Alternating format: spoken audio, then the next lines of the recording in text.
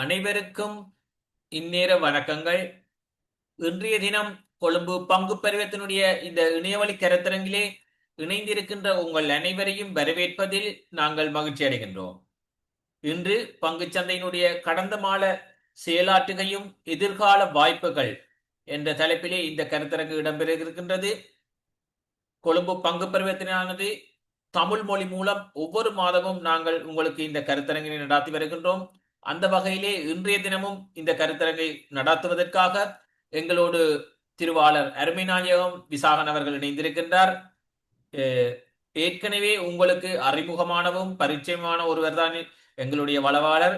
இவர் ஆஷா செக்யூரிட்டிஸ் நிறுவனத்திலே ஆய்வு பகுதியில், அதாவது ரிசர்ச் பகுதியிலே வைஸ் பிரசிடென்டாக கடந்த 14 வருடங்களுக்கு மேலாக இந்த துறையிலே அனுபவத்துவம் நிபுணத்துவம் கொண்ட ஒருவராக விளங்குகின்றார். ஆரம்ப காலங்களிலே இவர் ஒரு பங்கு சந்தையினுடைய பங்கு தரகராகவும் செயற்பட்டிருக்கிறார். ஆகவே இவர் ஒரு பல்துறை அனுபவம் கொண்ட ஒருவராக எங்களுக்கு கிடைத்த ஒரு வரப்பிரசாதமாகவும் இவர் திகழ்கின்றார். இவரிடத்திலே நீங்கள் பங்குச்சந்தை தொடர்பாகவும் பங்குச்சந்தையினுடைய ஏனைய தொழிற்பாடுகள் தொடர்பாகவும் உங்களுடைய சந்தேகங்களை நீங்கள் இவரிடம் சாட் பாக்ஸின் ஊடாக டைப் பண்ணுவதன் ஊடாக அதற்கான விளக்கங்களை நீங்கள் கேட்டு தெரிந்து கொள்ளலாம் என்று நான் நம்புகின்றேன். அதே நேரம் இன்றைய தினம் பங்கு சந்தையை பொறுத்தவரை பார்த்தீர்களாக இருந்தால் அனைத்து பங்கு விலை சுட்டனானது 3.42 புள்ளிகளால் குறைவடைந்து 23,953.09 புள்ளிகளாக காணப்பட்டது. அதே போல SNB ஸ்ரீலங்கா 20 விலை சுட்டனானது 13.62 புள்ளிகள் அதிகரித்து 6,663.12 புள்ளிகளாக காணப்பட்டது. மொத்த புரள்வானது 5.49 பில்லியன்களாக காணப்பட்ட அதேவேளை மொத்த பங்குகளின் புரள்வு எண்ணிக்கையானது 194 மில்லியன்களாகவும் காணப்பட்டது. மொத்த மூலதனமாக்கமானது இன்றைய நாளிலே 8,541 பில்லியன்களாக காணப்பட்டது. இது இந்த வளர்ச்சியானது வருடாந்தத்தில், அதாவது ஜனவரி 1 ஆரம்பத்திலிருந்து இன்று வரைக்கும் 5.87% வளர்ச்சியை பதிவு செய்திருக்கின்றது. உங்கள் எல்லோருக்கும் தெரியும், கடந்த வெள்ளிக்கிழமை ஒரு மைல்கல் நிகழ்த்தப்பட்டிருக்கின்றது. அதாவது பங்கு சந்தையானது 24,000 புள்ளிகளை தொட்டிருக்கின்றது கடந்த வெள்ளிக்கிழமை. தொட்டாலும் மீண்டும் குறைவடைந்திருக்கிறது. ஆனாலும் அது ஒரு மைல்கல்லாக பார்க்கப்படுகிறது. 24,000 புள்ளிகளை தொட்ட விஷயம். அத்தோடு உங்களுடைய இந்த நேரத்தை நான் வீணடிக்க விரும்பவில்லை. ஆகவே இறுதியாக திரு விசாகன் அவர்களுக்கு கொழும்பு பங்கு பரிவர்த்தனை சார்பாக எங்களுடைய நன்றிகளை தெரிவித்துக் கொண்டும், தொடர்ச்சியாக நீங்கள் இந்த கருத்தரங்கின் ஊடாக பயன்பெற வேண்டும் என்றும் வேண்டிக் கொண்டு, உங்களுடைய வினாக்கள் சந்தேகங்களை நீங்கள் சாட் பாக்ஸின் ஊடாக டைப் பண்ணுவதன் ஊடாக அதற்கான விளக்கங்களை நீங்கள் பெற்றுக்கொள்ளலாம் என்றும் கேட்டுக்கொண்டு, விசாகன் அவர்களை தொடர்ந்து கருத்துரைகளை வழங்குவதற்காக நான் அன்போடு அழைத்து நிற்கின்றேன். Visakan, over to you. அனைவருக்கும் இனிய மாலை வணக்கங்கள். உங்களோட கேள்விகள் இருந்தால் நீங்கள் வந்து சாட் பாக்ஸில் டைப் பண்ணி அனுப்பலாம். ஸோ நான் இந்த டாபிக்ல போகிறதுக்கு முதல் இன்றைக்கு உங்களுக்கு தெரிஞ்சிருக்கும் இன்றைக்கு என்ன ஹாட் டாபிக் அண்ட் இன்றைக்கு இந்தியா நாள் எடுத்துக்கொண்டோம்னா, இன்றைக்கு கொஞ்சம் பங்குச்சந்தைக்கு வெளியில வந்து பார்த்தோம்னு சொன்னால், இன்றைக்கு என்ன விஷயத்தை பற்றி நாங்கள் முக்கியமாக எங்களோட தமிழாக்கள் என்ன விஷயத்தை பற்றி கதைச்சு கொண்டிருக்கிறோம், யாருக்காவது தெரிஞ்சால் ஆன்சர் பண்ணலாம்.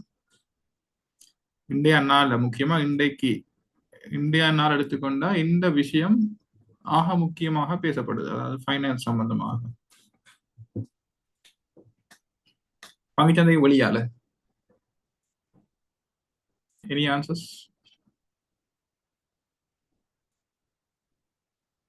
Right, gold price correct. இன்றைய தங்கம் வந்து வேர்ல்ட் மார்க்கெட்ல $5,000 ஒரு அவுன்ஸ். இந்த விலை 28 கிராம் நினைக்கிறேன். $5,000 எங்கட நாட்டு காசுல இன்றைக்கு ஒரு பவுன் தங்கத்தின் விலை நான் நினைக்கிறேன் 3,67,000 இன்றைக்கு ஒரு பவுன் தங்கத்தின் விலை. ஒரு 4 மாதத்துக்கு முதல்ல கிட்டத்தட்ட 2,60,000 இருந்தது. இன்றைக்கு 3,60,000, 1 லட்சம் ரூபாய் கூடியிருக்கு கிட்டத்தட்ட 3 மாதத்துல. அதே வந்து ஒரு 5 வருஷம் பின்னுக்கு போய் பார்த்தோம்டா, 2020 பார்த்தோம்டா 80,000 அப்படிதான் இருந்தது ஒரு பவுன் தங்கத்தின் விலை. ரைட். அப்ப நாங்கள் இந்த இதில் பங்கு சந்தை பற்றி கிடைக்கத்தான் ஜாயின் பண்ணியிருக்கோம் ஆக்சுவலா. பட் இன்றைய முக்கியத்துவம் கருதி தங்கத்தை பற்றியும் கதைக்க வேண்டி இருக்குது. ஆனா வந்து இப்போ உள்ள நிலைமையில தங்கத்தை வாங்குறதா ஷேரை வாங்குறதான்றதை நீங்க இந்த நிகழ்ச்சி முடியல நீங்க டிசைட் பண்ணி கொள்ளலாம். ஸோ வந்து நாங்கள் எங்கிட்ட தலையங்கத்துக்கு வருவோம். நாங்கள் முதலீட்டின் அவசியம், முதலீட்டுக்கான வாய்ப்புகள் மற்றும் சமகால சந்தை நிலைமைகள் என்றுதான் எங்கிட்ட தலையங்கம் இன்றைக்கு. ஸோ நாங்கள் அதில் பார்த்தோம் சொல்லி சொன்னால் முதல்ல முதலீட்டுக்கான அவசியம். இப்போ நான் சொன்ன தங்கத்தின் உதாரணம் அதுக்காகத்தான். முதலீட்டுக்கான அவசியம் ஏன் நீங்க முதலீடு செய்யணும்னு சொன்னால் எல்லாருக்கும் லைஃப்ல வந்து ஒவ்வொரு தேவைகள் இருக்கு. அப்போ ஒவ்வொருத்தர் இருக்கிற வயதை பொறுத்து, உங்களோட ஏஜை பொறுத்து, இதுல சில பேர் நீங்க ஏற்கனவே இந்த நிகழ்ச்சியில பங்கு பெற்றிருந்தா அது உங்களுக்கு தெரிஞ்சிருக்கும். பட் சில பேர் இதுல புதுசா ஜாயின் பண்ணிருப்பீங்க. அதுக்காக நான் அதை ரிப்பீட் பண்றேன். எங்களுக்கு வந்து இதுல விதமான இப்ப பேர் ஜாயின் பண்ணியிருக்கீங்க. இதுல உங்களோட ஒவ்வொருத்தரும் வந்து ஒவ்வொரு வயதுல இருப்பீங்க. சில பேர் வந்து 15, 18, 20 வயதுல நாட்கள் இருப்பீங்க. கொஞ்சம் 30 வயதுல உள்ள கொஞ்சம் பேர் இருப்பீங்க. கொஞ்சம் பேர் வந்து ஒரு 50 வயதுல 50 வயதுக்கு மேற்பட்டாக்கள் இருப்பீங்க. 3-4 கேட்டகரிஸ்ல இருப்பீங்க. ரைட். ஸோ ஒவ்வொருத்தருக்கும் நோக்கங்கள் வேறு. அப்ப முதலீடுன்னு சொல்லி வரைக்கல ஒரு 18 வயதில் இருக்கிற ஒரு ஆள் எடுத்துக்கொண்டோம்னு சொன்னால் அவர் இந்த கிராஃப்ல இந்த முன்னுக்கு இந்த கோடு போட்ட இந்த பகுதியில் இருக்க போறார். ரைட். அப்ப அவர் வந்து என்னன்னு சொன்னா தங்கி வாழ்ற ஒரு ஆள் என்ற கட்டத்துக்காக வருவார். நார்மலா ஒரு குழந்தை பிறந்ததுல இருந்து வளர்ந்து ஒரு படிச்சு முடிச்சு ஒரு வேலைக்கு போற வரைக்கும், அல்லது ஒரு சுய தொழில ஈடுபட்டு ஓரளவுக்கு தன்னை நிறுத்தி கொள்ளும் வரைக்கும் அந்த சுய தொழில் வந்து எடுத்தோடனே சக்சஸ் ஆகிற இல்லை. கொஞ்ச நாள் செல்லும். ஒரு வேலைக்கு போனாலும் எடுத்தோடனே பெரிய காசு தர போற இல்லை யாருமே. கொஞ்சம் கொஞ்சமா தான் உழைக்கணும். அப்ப அந்த டைம் வந்து நாங்க டிபெண்ட் கேட்டகரிக்கு வருவோம்.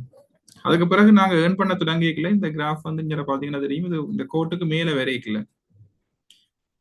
அப்பதான் எங்களால கொஞ்சம் காசு மிச்சம் முடியக்கூடிய மாதிரி இருக்கும். நீங்க இப்ப இந்த வயது கேட்டகரியில இருக்கீங்கன்னு பாருங்க. உங்களோட வயது வந்து 22, 23 வயதுக்கு உள்ளே என்று சொன்னால் நீங்க கூடுதலாக இந்த மார்க் பண்ண இடத்துக்கு இருக்கீங்க. அப்ப நீங்க உங்களுக்கு வேற ஒரு சின்ன வருமானம் பெறலாம் மேபி. இல்லாட்டி வந்து உங்களோட பெற்றோரோ இல்லாட்டி உங்களோட பாதுகாவலர்ல வந்து டிபெண்ட் பண்றீங்க. அப்ப அதுல உங்களுக்கு கிடைக்கிற கொஞ்சம் காசுல வந்து ஒரு சின்ன தொகையை மேபி ஒரு 500 ரூபாய் 1000 ரூபாய் வந்து இன்வெஸ்ட் பண்ணலாம். ஸோ அங்க வந்து நீங்க செய்யறது பேர் லேர்னிங், இன்வெஸ்ட்மெண்ட் இல்லை. நீங்க உங்களோட முதலீட்டை வந்து நீங்க படிக்கிறீங்க. ஸோ அங்க வந்து நீங்க பெருசாக ரிட்டர்ன்ன்றதை விட இன்வெஸ்ட்மெண்ட்ன்றதை விட அந்த லேர்னிங் என்ற மாதிரி ஒரு டியூஷன் கிளாஸுக்கு போய் எப்படி காசு கொடுத்து படிக்கிறோமோ அந்த மாதிரி நினைச்சு கொண்டால் பெட்டர். அப்ப கணக்கு ஷேர்ஸ் வாங்கலாம், வாங்கி வித்து பார்க்கலாம், நட்டம் பெறும், பிரச்சனை இல்லை. ஆனா அதே வந்து நீங்க ஒரு 30 வயதுக்கு மேல செய்தால் அது சிக்கலா இருக்கும். அப்ப உங்களுக்கு வந்து காசு சேர்க்க வேண்டிய தேவை வந்துடும். அல்லது 25 வயதுக்கு மேல வரைக்கும் வந்து வித்தியாசம். 25 வயதுல உள்ள ஒரு ஆளுக்கு வந்து ஒரு வெற்றிக்குள்ள 30 வயதுல மேரி பண்ண போறாருன்னு சொன்னா அவருக்கு 30 வயதுல ஒரு தொகை காசு வேணும். ஒரு 30 உள்ள ஒரு ஆள் வந்து ஒரு 40 வயதுல ஒரு கார் வாங்க போறாரு, ஒரு வீடு வாங்க போறாருன்னு சொல்லி சொன்னால் அவருக்கு அந்த தொகையை வந்து 30 40 ஒரு 10 வருஷ கால பகுதியில் ஒரு தொகையை சேர்க்க வேணும். சம்பளம் மட்டும் காணாது. அப்ப எங்களுக்கு வந்து ஒரு அக்சிலரேட் பண்ணின விதத்தில் ஒரு விரைவான விதத்துல காசு சேர்க்க வேண்டி வரும். ஸோ அந்த டைம்ல தான் எங்களுக்கு ஸ்டாக் மார்க்கெட் என்ற விஷயம் தேவைப்படுது. அதே வந்து இப்ப ரிட்டையர் பண்ண ஒரு ஆள் இருந்தாலும் கூட அவருக்கு இபிஎஃப் காசு வரும், பென்ஷன், கிராட்டிவிட்டி அது ரெண்டு காசு வரும். ஸோ அந்த காசை வந்து சரியா மேனேஜ் பண்ணுவாங்க. அப்போ முழு காசையும் ஸ்டாக் மார்க்கெட்ல போடாமல் கொஞ்சம் காசை நீங்க ஃபிக்ஸ் டிபாசிட்ஸ், மேபி கோல்டு அந்த மாதிரி இன்வெஸ்ட் பண்ணிக்கொண்டு மிச்ச காசை ஸ்டாக் மார்க்கெட்ல இன்வெஸ்ட் பண்ணுவீங்க. அது வந்து உங்களோட இன்வெஸ்ட்மெண்ட் ஸ்ட்ராட்டஜி. அப்ப இதுல நான் முதல்ல சொன்ன மாதிரி ஒவ்வொரு ஏஜ் கேட்டகரிக்கு ஏற்ற மாதிரி ஒரு ஷேர் எல்லாருக்கும் பொருந்தாது. இன்றைக்கு கூட அந்த ஸ்பெகுலேட்டிவ் ட்ரேடிங்ல இருக்கிற ஷேர்ஸ் 20-25 வயதுக்குள்ள உள்ள ஆளுக்கு பிரச்சனை இல்லை. எல்லாரும் நட்டம் வந்தாலும் பிரச்சனை இல்லை, கொஞ்சம் காசு தான் போட போறாரு. அதே வந்து ஒரு 30 வயதுல உள்ள ஆளுக்கு வந்து அவ்வளவு ரிஸ்க் எடுக்கிறாது. ஏன்னா இப்ப ஷேர்ஸ் எல்லாம் கூடின விலையில இருக்கு. ஆனா இன்னும் ஃபண்டமெண்டலி நல்ல ஷேர்ஸ் வந்து விலை குறைவா இருக்கு சில ஷேர்ஸ். அப்ப உங்களோட சாய்ஸ் வந்து இந்த டைம்ல வந்து முக்கியம். ஏன்னா இப்ப ஆரம்பத்திலேயே சவாலான சொன்ன மாதிரி ஆல் ஷேர் பிரைஸ் இண்டெக்ஸ் வந்து 24,000 புள்ளிகள் என்ற மட்டத்துக்கு வந்து இருக்குது. எங்களோட வரலாற்றுல இதுதான் ஆகக்கூடிய புள்ளி. இதுல எங்களுக்கு இன்னொரு விஷயம் உங்களுக்கு தெரியணும். எந்த ஒரு நாட்டிலையும் அல்லது பொதுவான தியரி பங்கு சந்தையில உள்ள குறிகாட்டிகள் இண்டெக்ஸ் என்று சொல்லி சொல்லுவோம் தானே, அல்லது பங்கு சந்தை என்ற பொதுவான விஷயம் என்னன்னு சொன்னா ஒரு நாட்டின் பொருளாதாரத்தின் திசையை காட்டுற ஒரு அடையாளம் அல்லது ஒரு கருவின்னு சொல்லலாம். ஒரு நாட்டின் பொருளாதாரம் விருத்தி அடைஞ்சு வளர்ச்சி அடைஞ்சு நல்லா இருந்ததுன்னு சொன்னா அந்த நாட்டின் பங்கு சந்தையும் அதை ரிஃப்ளெக்ட் பண்ணும் அல்லது வெளிப்படுத்தும். அப்ப இலங்கையை பொறுத்த வரைக்கும் அதுதான் நடக்குது. 2022ஆம் ஆண்டு நாங்க கிரைசிஸ் எண்ணெய் வாங்க கூட எங்கள்கிட்ட காசு இல்லை. டோட்டலா கியூல நின்றோம். இன்றைக்கு 4 வருஷம் ஆயிட்டு, கிட்டத்தட்ட 26ஆம் ஆண்டு. இன்றைக்கு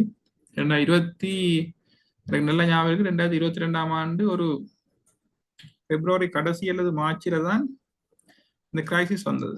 டாலர் வந்து 200 ரூபாயிலேருந்து டாலர் 300 ரூபாய்க்கு போய் அப்புறம் 400 ரூபாய்க்கும் போனது. அந்த டைம் வந்து 2022 பிப்ரவரி கடைசி அல்லது மார்ச். அப்ப இப்ப நாங்க ஜனவரி முடிஞ்சு இன்றைக்கு பிப்ரவரி, அடுத்த கிழமை பிப்ரவரிக்கு போக போறோம். கிட்டத்தட்ட 4 வருஷம் ஆயிட்டுது. இந்த 4 வருஷத்துல இலங்கையின் அந்த கிரைசிஸ்ல இருந்து இலங்கை வந்து ஒரு உறுதியான நிலைக்கு டிரான்ஸ்ஃபார்ம் ஆகி இருக்குது. அப்ப அந்த மாற்றம் வந்து பங்கு சந்தையில தெரியுது. அப்ப இதுக்கு அடுத்தது எப்படி நாங்கள் எக்கனாமி எந்த டிரெக்ஷன்ல போக போகுது என்றுதான் பங்கு சந்தையின் மேற்கொண்ட வளர்ச்சி. அதை பற்றி தான் நாங்கள் கதைக்க போறோம். அது முடிய கதை பார்க்கலாம். ஸோ வந்து 24,000 பாயிண்ட்ஸ் என்று சொல்லிக்கல, முதல்ல இருந்து அதே ஷேர்ஸ் தான் இப்பவும் இருக்கு. 2022ஆம் ஆண்டு இருந்த அதே ஷேர்ஸ் தான் இப்பவும் இருக்குது. அதுல சிலது ஒரு கொஞ்சம் ஷேர்ஸ் 2-3 மேபி 5 ஷேர்ஸ் புதுசா சேர்ந்திருக்கலாம். மிச்செல்லாம் சேம் ஷேர்ஸ். அதுல சில ஷேர்ஸ் இன்றைக்கு 4 மடங்கு, சில ஷேர்ஸ் 10 மடங்கா விலை கூடி இருக்குது. ஆனா இன்னும் சில ஷேர்ஸ் நல்ல ஷேர்ஸ், டிவிடெண்ட் கொடுக்குற நல்ல ஷேர்ஸ், ப்ராஃபிட் மேக் பண்ற ஷேர்ஸ் அவ்வளவு தூரம் விலை கூட இல்லை. அப்படியான ஷேர்ஸை நாங்க பிக் பண்ணி லாங் டேர்ம் இன்வெஸ்ட்மெண்ட்டுக்கு வாங்கலாம். Right, okay. அடுத்த வந்து இலங்கையை பொறுத்தவரைக்கும் பிரச்சனை வந்து இலங்கையின் பொருளாதார வளர்ச்சி முன்னேறினத்துக்கு இலங்கையின் பங்குச்சந்தை முதலீட்டாளர்களும் வந்து கூடி இருக்கணும். ஆனா இன்னும் உலகளாவிய மட்டத்துக்கு வேற இல்லை. அதாவது வந்து இப்ப அமெரிக்காவில் வந்து மொத்த பாப்புலேஷன்ல 55 வீதமான ஆட்கள் பங்குச்சந்தை இருக்கணும். யூகேல அது 33 வீதம், சைனாவில் 13 வீதம், இந்தியாவில் 3 வீதம், மற்ற நாடுகள்ல ரிலேட்டிவ்லி குறைவு. ஆனா இலங்கையில அரை வீதம் கூட இல்லை. இலங்கையில உள்ள லேட்டஸ்டான நிலைமை இதுதான். நவம்பர் 2025ஆம் ஆண்டு இலங்கையில இதுவரைக்கும் திறக்கப்பட்ட மொத்த பங்குச்சந்தை கணக்குகள் 1 மில்லியன். இலங்கையின் மொத்த சனத்தொகை 2024ஆம் ஆண்டு கணக்கெடுப்பின் படிக்கு கிட்டத்தட்ட 22 மில்லியன். அப்போ மொத்தமா திறக்கப்பட்ட கணக்குகள் என்று பார்த்தா கூட 22 பேருக்கு ஒரு ஆளுக்கு தான் இலங்கையில பங்கு சந்தையில கணக்கு இருக்குது. ஆனா இது வந்து உண்மையா கூடின நம்பர். இந்த 1 மில்லியன் கணக்குக்கு உரிமையாளர்கள் இப்ப இலங்கையில கொஞ்சம் பேர் இல்லை, உலகத்திலையும் இல்லை. ரைட், அப்ப நாங்க எஃபெக்டிவா பார்த்தோம்னு சொன்னா ஒரு சின்ன அளவிலான ஆட்கள் தான் பங்கு சந்தையில இருக்கணும். அதாவது நாட்டின் பாப்புலேஷன், நாட்டின் சனத்தொகை அப்படியே கொஞ்சம் அளவு குறைஞ்ச ஆட்கள் தான் இருக்கணும்.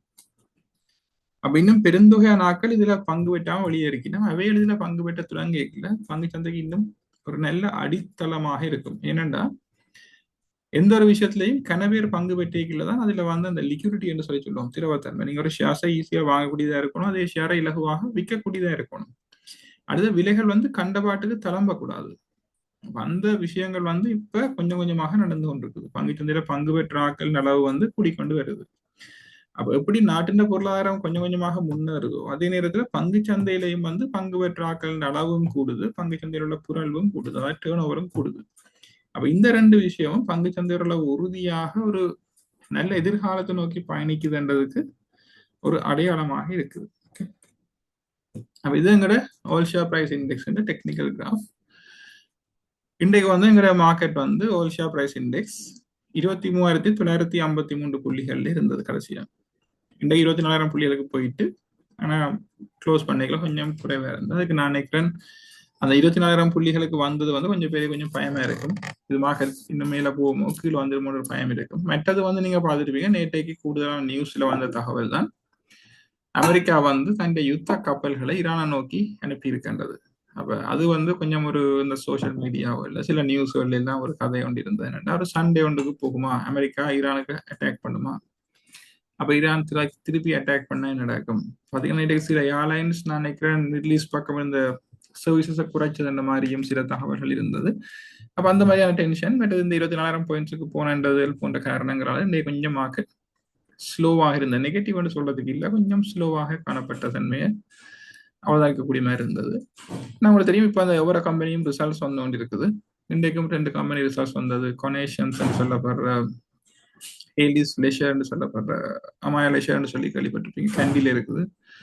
அந்த ஹோட்டல் ரிசல்ட்ஸ் இன்றைக்கு வந்தது. அதை விட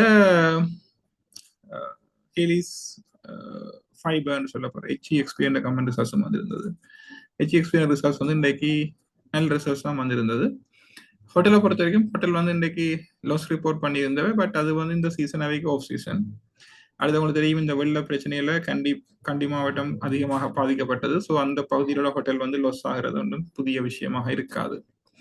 அப்படி பார்க்கல ஓவராலா வந்து இது வரைக்கும் எங்களுக்கு 9 கம்பெனி ரிசல்ட்ஸ் வந்திருக்குது, ஆரோக்கியமாகத்தான் இருக்குது. அப்ப இன்னும் 288 கம்பெனியில 9 கம்பெனி வந்துட்டுது. இன்னும் எங்களுக்கு 277-78 கம்பெனி வரணும். அதுல 2 கம்பெனி நினைக்கிறேன் சஸ்பெண்ட் பண்ணப்பட்டிருக்க, வந்த ரிசல்ட்ஸ் வராது. ஸோ கிட்டத்தட்ட வச்சுக்கொள்ள ஒரு 270 கம்பெனி ரிசல்ட்ஸ் வர இருக்குது. அப்ப கொஞ்சம் தான் வந்திருக்குது, வந்த வரைக்கும் நல்லா தான் இருக்குது. ஸோ வந்து அந்த சைட்ல எங்களுக்கு மார்க்கெட்டுக்கு பெரிய நெகட்டிவ் ஒன்றும் இல்லை. ஓகே, இது இந்தியா எங்களோட டெய்லி ரிப்போர்ட்ல சமரி. இன்றைக்கு க்ளோஸ் பண்ணிக்கல 23,953 பாயிண்ட்ஸ். டேர்ன் ஓவர் வந்து கிட்டத்தட்ட 5,500 மில்லியன் தான் இன்றைக்கு இருந்தது. பார்த்தோம்னு சொன்னா இன்றைக்கு முக்கியமா கிராசிங்ஸ் சொல்லிக்கல மெல்ஸ்டா, ஹரிஸ் சந்திரா, எல்ஓஎல்சி அந்த கம்பெனிஸ்ல இன்றைக்கு கிராசிங் இருந்தது. மறுபடி பெருசாக விசேஷமான விஷயங்கள் இன்றைக்கு சொல்லக்கூடியதாக இல்லை. போன வெள்ளிக்கிழமை பிடிக்கல இன்றைக்கு டேர்ன் ஓவர் கொஞ்சம் குறைவாக இருக்குது. பட் 5 பில்லியன்ன்றது எங்களோட நாட்டுல சராசரியை விட கூட. சாதாரணமாக போன வருஷம் பார்த்தோம்னா கிட்டத்தட்ட 5 வருஷம் 2 பில்லியன் மாதிரி தான் முழு வருட சராசரி. போன கிழமையை பொறுத்த வரைக்கும் பாத்தீங்கன்னா வெள்ளிக்கிழமை வரைக்கும் முடிவடைஞ்ச கிழமையை பாத்தீங்கன்னு சொன்னா மொத்தம் 38 பில்லியன் டேர்ன் ஓவர் 5 நாளைக்கு. கிட்டத்தட்ட 7.8 பில்லியன் வச்சுக்கொள்ளலாம். அவரேஜா 8 பில்லியன் போன கிழமையில டேர்ன் ஓவர் வந்துருக்குது. 224 பாயிண்ட்ஸ் அதிகரிச்சிருக்குது. போன வெள்ளிக்கிழமையும் மார்க்கெட் 24,000 பாயிண்ட்ஸுக்கு போய்தான் கொஞ்சம் ஸ்லோ ஆனது. அப்ப ஓவரலா வந்து அந்த அவரேஜ் ஒப்படைக்கல இந்தியன் டேர்ன் ஓவர் கொஞ்சம் குறைவு. பட் 5 பில்லியனுக்கு மேல டேர்ன் ஓவர் வருதுன்னு சொன்னா எங்களோட மார்க்கெட் நல்லா இருக்குன்னு தான் அர்த்தம். அடுத்து போன கிழமையை பொறுத்த வரைக்கும் ஆகக்கூடிய விலை அதிகரிப்பு வந்து பேரகன்ஸ் லோன் என்ற கம்பெனி, அக்மி, கப்ருகா, ஆட்டோட்ரோம் அந்த கம்பெனிஸ்ல இருந்தது. வால்யூமை பொறுத்த வரைக்கும் ஏஎஸ்பிஎஸ், எங்கடகர ஃபினான்ஸ், டெஸ் அக்ரோ அதுல வந்து விலை குறைஞ்சிருந்தது. ஓகே, டேர்ன் ஓவரை பொறுத்த வரைக்கும் ஆகக்கூடிய டேர்ன் ஓவர் வந்து கொழும்பு டொக்கியாட்ல தான் இருந்தது போன வெள்ளிக்கிழமை முடிஞ்ச கிழமையில. அதுக்கடுத்து HNB பேங்க்ல இருந்தது, வோட்டிங் ஷேர். அடுத்து ரேணுகா ஃபுட்ஸ், எல்ஓஎல்சி ஹோல்டிங்ஸ், ஹேலிஸ் அந்த மாதிரியான கம்பெனிஸ்ல ஆகக்கூடிய பொருள்வு காணப்பட்டது.